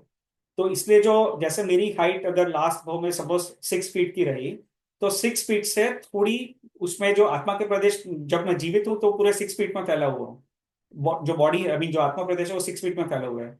लेकिन जब मैं मोक्ष में जाऊंगा तो क्या होगा कि वो 6 फीट से जो जितना बॉडी में हॉलो स्पेसेस है वो सब भर जाएगी, और फिर उतना जो एरिया, जो शेप हो जाएगा आत्मा का, उस शेप में वो आत्मा जो है वो जाएगा और वो सिद्ध शिला में जाके रह जाएगा। तो महावीर स्वामी भगवान जो है, उनकी हाइट थी 7 हाथ। ठीक है, 7 हाथ जितनी हाइट थी महावीर स्वामी भगवान की, और 7 हाथ की हाइट थी, तो महावीर स्वामी भगवान का जो जीव है वो 7 हाथ से किंचित न्यून उतने एरिया में फैला हुआ होगा, उसका उनका आत्मा प्रदेश, और अभी वो सिद्धशिला में है। ठीक है, लेकिन जब भर अपना आदिनाथ भगवान जब गए मोक्ष में, तो आदिनाथ भगवान की हाइट कितनी थी? 500 धनुष, 500 धनुष, 500, these are all unit of measurement. 500 धनुष यानी कितना? सीएन टावर से बहुत लंबा होता है सीएन टावर से भी। ठीक है, तो उनकी उनकी हाइट उतनी थी। वो काल ऐसा था, ठीक है, तो वो काल ऐसा था जब उसका शरीर ऐसा अपना हुआ करता था मनुष्य का। अभी ये काल पंचम काल चल रहा है, तो उसमें अभी शरीर जो है वो अपना हाइट बहुत कम हो गई। ठीक है, तो वो काल ऐसा था। अभी ये सब सब दिमाग में ना बैठे तो दिमाग में ना बैठे तो घबराना मत। ये सब जो है, जब ये अपना काल चक्र जब समझेंगे तो ये सब चीज को हम डिस्कस करेंगे। ठीक है, बट अभी इतना समझ लो कि जो आदिनाथ भगवान की जो हाइट, जो जो अपना लास्ट वो था जिसमें आदिनाथ भगवान तीर्थंकर थे, तो उनकी हाइट थी 500 धनुष। तो 500 धनुष थी, और वो उनका जो आत्मा प्रदेश वो 500 धनुष की हाइट में फैला हुआ था। और जब वो मोक्ष में गए तो 500 धनुष से किंचित न्यून, यानी थोड़ा कम होके उतना उतने एरिया में उनके आत्मा प्रदेश अभी फैले हुए हैं, और वो फैले हुए और वहां पे वो सिद्धशिला में वहां पे उतने एरिया में। ठीक है। तो आत्म प्रदेश है, देखिए महावीर स्वामी भगवान की हाइट 7 हाथ और आदिनाथ भगवान की हाइट 500 धनुष। राइट।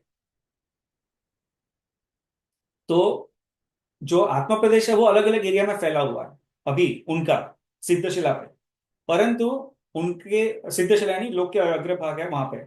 परंतु उनको महावीर स्वामी भगवान की आत्मा को भी उतना ही सुख है जितना आदिनाथ भगवान की आत्मा को, यदि आदिनाथ भगवान के जीव को है।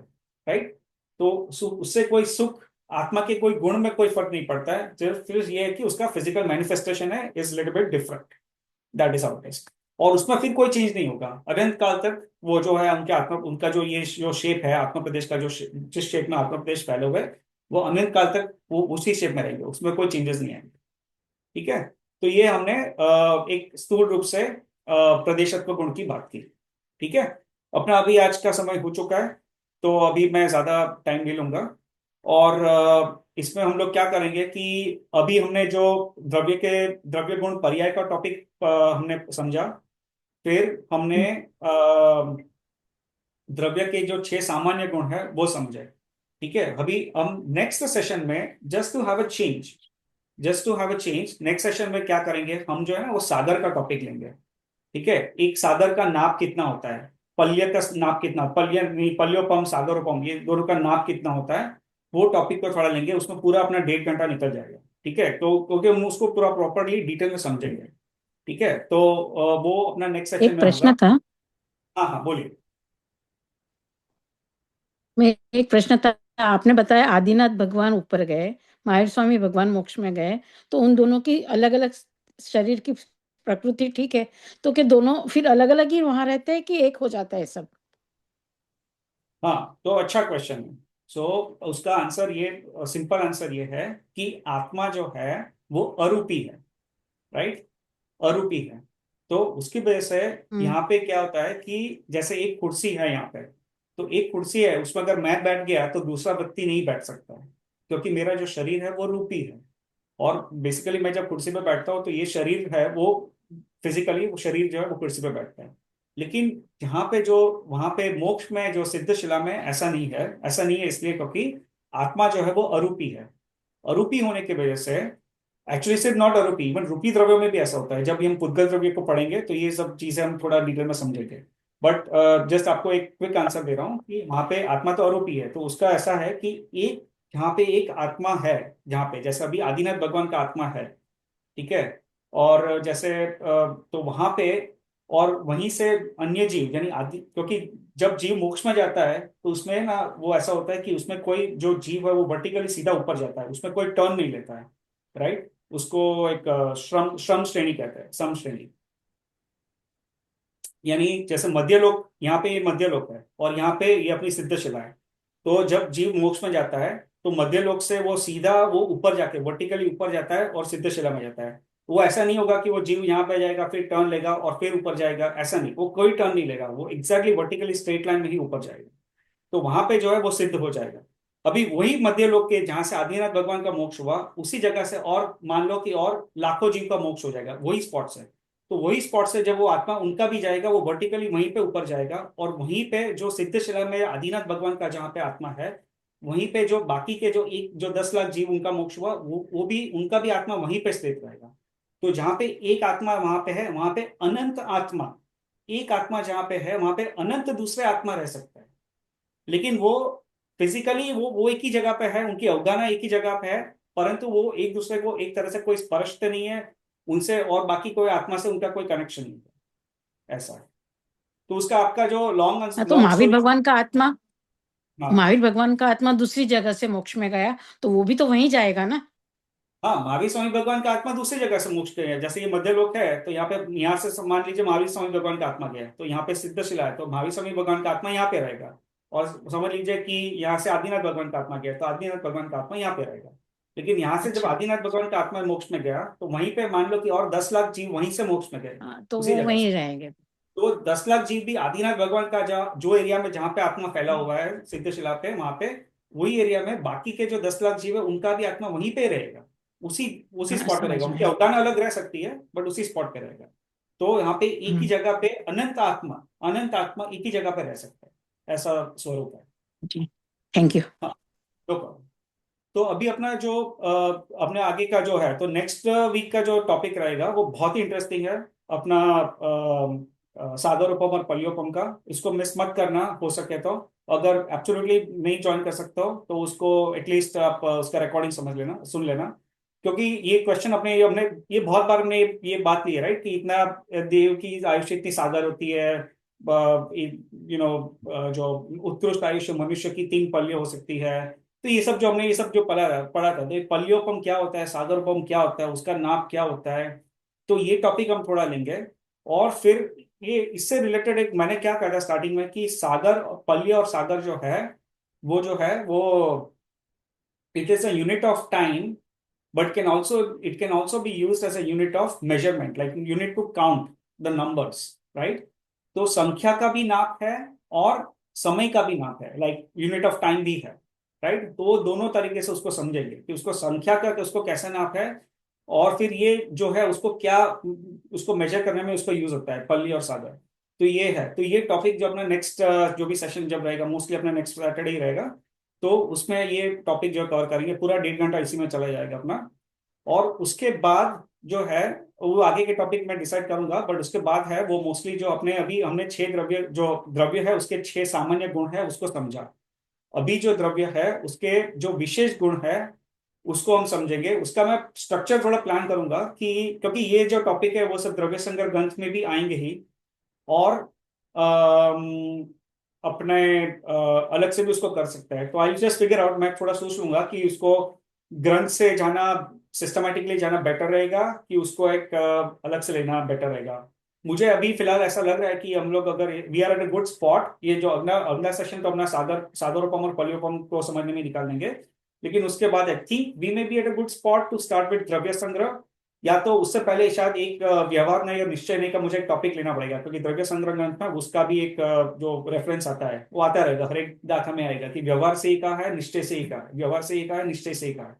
तो हम जो व्यवहार और निश्चय को थोड़ा समझ लेंगे, एटलीस्ट भले स्थूल रूप से समझ लेंगे, तो फिर क्या है कि हमें जो द्रव्य संग्रह ग्रंथ है, I think then we will be all set. हमारा जो भी प्री वर्क है वो हो जाएगा। We will have the foundation needed to start the Dravya Sangrah ग्रंथ। तो आगे के सेशंस में थोड़ा प्लान करूंगा, बट नेक्स्ट सेशन में विल डू दिस पल्योपम सागरोपम। कल्पेश भाई, आपने एक बहुत ही इंटरेस्टिंग टॉपिक मेंशन किया जो मुझे बहुत इंटरेस्ट आया। वो था जब वो आत्मा मतलब जीव शरीर से जा सकता है। हाँ I am very much interested in knowing about that. तो आपने वो हाँ 7 टाइप के बोले, हाँ तो वो आप लोगे ना कब, मतलब वो भी लोगे हाँ। वो? वो ओके। द्रव्य संग्रह की जो 10वीं गाथा है ना, जो उसमें 10वीं गाथा हो जाएगी, उसके बाद लेंगे तो मजा आएगा। आई मीन उससे ऐसा ओके। नहीं कि उसके बाद नहीं ले सकते, बट उसके बाद लेंगे तो मजा आएगा। तो हाँ, जो द्रव्य ठीक संग्रह की 10वीं गाथा है ना, उसमें ये थोड़ा एक्सप्लेन किया गया है कि जो जीव है वो अपने देह के प्रमाण है, लेकिन कब असमूह नाम का एक शब्द आता है। है। तो असमूह का मतलब है कि देह के प्रमाण कब रहता है, जब समुद्घात की अवस्था में नहीं हो तब, ऐसा। तो ये है, mean it is definitely there on the list. ये बेसिकली मेरे पास ये बुक है अपनी, संजीव गोता ने लिखी हुई है, समुद्घात की, बहुत छोटी सी पतली सी बुक है। उसमें 7 समुद्घात को काफी डिटेल में एक्सप्लेन किया गया है। तो उसकी एक पीडीएफ वर्जन भी है, बट आई वो वुड से वो don't jump on to it right now. I mean you can, इसमें कोई गलत नहीं है, बट अभी आप समझोगे इससे अच्छा थोड़ा ये जो उसका हम जो द्रव्य संग्रह अगर सिस्टमेटिक लेंगे और फिर आप उसको पढ़ोगे तो आपको ज्यादा मजा आएगा। So okay. hold your curiosity, I would say that, not saying that you can read it, but I would, that's the recommendation कि आप पहले द्रव्य संग्रह का हम लोग शुरू करेंगे ना, तो जो 10वीं गाथा है उसमें ये आएगा। थोड़ा इसका बेसिकली ये गाथा है, और 10वीं गाथा के बाद हम इसका फिर इसके लिए पूरा एक सेशन है ना, वो सिर्फ समुद्घात का टॉपिक लेंगे और उसमें पूरा ओके। ये समुद्घात को पूरा डिटेल में एक्सप्लेन करेंगे। Okay. Okay, sounds good, thank you. ठीक है, तो कल्पेश भाई, हाँ, ये आपने बताया था कि भाई केवल समुद्रघात के वक्त वो आत्मा संपूर्ण लोकालोक में फैल जाता है। नहीं सेम लोकालोक चीज नहीं, सिर्फ लोक लोकालोक में, नहीं, सिर्फ लोक में, हाँ। सिर्फ लोक में फैल जाता है। और हाँ सेम चीज होती है जब मरण के पश्चात दूसरी गति में जा रहे हो, निग्रह गति में होता है जीव 3 समय के लिए जो मैक्सिमम, उस समय भी ऐसा होता है या नहीं फैलता कहीं वो? अ, सवाल पूछा, फिर से बोलूं, समझ आया सवाल? हाँ, सवाल समझ में आ गया। सो आपका सवाल ये था कि जीव की अवगाहना विग्रह गति में कैसी रहती है, हाँ राइट? एग्जैक्टली। विग्रह गति में जीव की अवगाहना कैसी रहती है, हाँ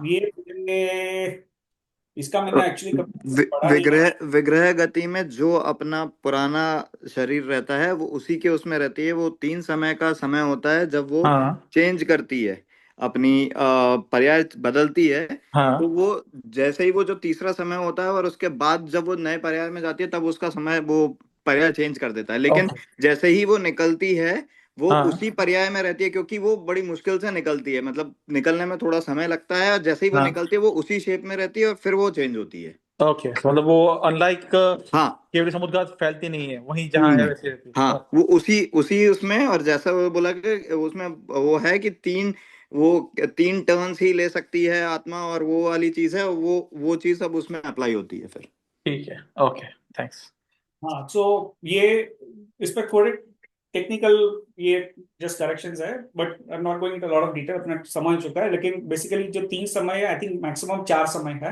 मैक्सिमम 4 समय, हाँ। चार समय और मैक्सिमम है, यानी ऐसा नहीं है कि विग्रह गति का काल 3 समय है, ऐसा फिक्स नहीं है। वो मैक्सिमम 4 समय है, वो 3 समय भी हाँ। ले सकता है, 2 समय भी ले सकता है, 1 समय भी ले सकता है, ऐसा है। ये है। और आई थिंक आपने जो बताया था, हाँ नितिन भाई, वो आंसर मुझे मुझे भी सही लग रहा है। तो बेसिकली इसका आपने ये आंसर बताया कि जब विग्रह गति, यानी यहाँ पे हम केवल ज्ञानी की बात नहीं कर रहे, जैसे हम अपने जैसे छद्मस्त जीव है उसकी बात कर रहे हैं। जब हमारी मृत्यु हो जाएगी और हमें जहाँ हम्म। पे जैसे विग्रह गति, यानी यहाँ पे जहाँ से एक जीव के यहाँ पे एक जगह पे मृत्यु हुई, और हम्म। मान लो यहाँ पे नेक्स्ट पॉइंट पे यहाँ पे जन्म लेना है, तो ये जीव है वो वर्टिकली यहाँ पे जाएगा, ऐसा टर्न लेगा, और फिर वो यहाँ पे वर्टिकली वापस जाएगा। तो हम्म। वर्टिकली और हॉरिजॉन्टली जीव ट्रैवल करेगा। यहाँ करेक्ट। पे हम्म। टर्न लिया, यहाँ पे गया और एक टर्न लिया, तो 2 मोड़ लिया इस एग्जाम्पल में, और वो हम्म। जीव यहाँ पे पहुंच गया और फिर उसने जहाँ पे जन्म लिया। तो ये जो मृत्यु का काल और यहाँ पे जन्म का काल, उसके बीच का जो काल है उसको हम विग्रह गति कहते हैं, राइट? हाँ, क्योंकि वहां बराबर। तो अभी अपना संभव भाई का क्वेश्चन ये था, सिर्फ सबको समझाने के लिए बता रहा हूँ, रिपीट कर रहा हूँ कि हाँ। विग्रह गति में आत्मा का शेप है, वो आत्मा आत्मा जो है वो कौन से शेप में जाएगा, ये उनका क्वेश्चन था।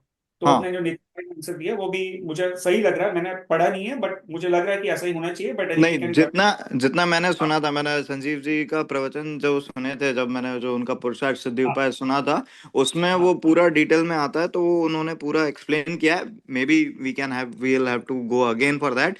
बट हाँ, जितना मुझे ध्यान है उसमें यह था कि जैसे ही जब वो निकलती है तब वो उसी शेप में रहती है, क्योंकि हाँ, जब जैसे ही जब आत्मा निकलेगी तो वो उसी शेप में रहेगी। उसके सही बाद है। वो फिर चेंज करेगी। हाँ, उसके बाद जब वहां पे जन्म होगा फिर हाँ, उसका चेंज वो वो उसके उसके शेप में लेती है फिर वो। हाँ, so I would assume yes, that that would be the case, या ठीक है। चलिए, अपना एक्चुअली थोड़ा टाइम ज्यादा हो गया, but hopefully I think everyone found it interesting. So अभी हम अंत मंगलाचरण कर लेते हैं। जस्ट मुझे अपनी स्क्रीन शेयर कर रहा हूँ।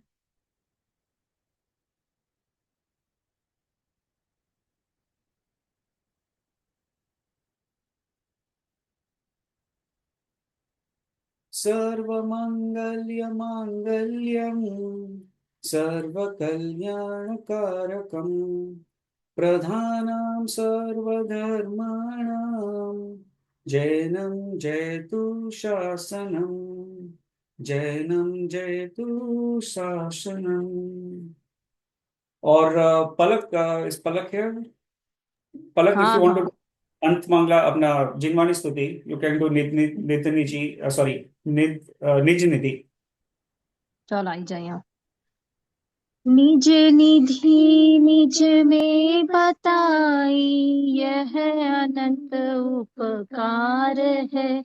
उसके लिए जिनवाणी माँ को वंदना शत बार है। जावानी के ज्ञान से सूझे लो कालो, सोवानी मस्तक नमो सदा देत हूँ ढो। 9 times नमोकार मंत्र।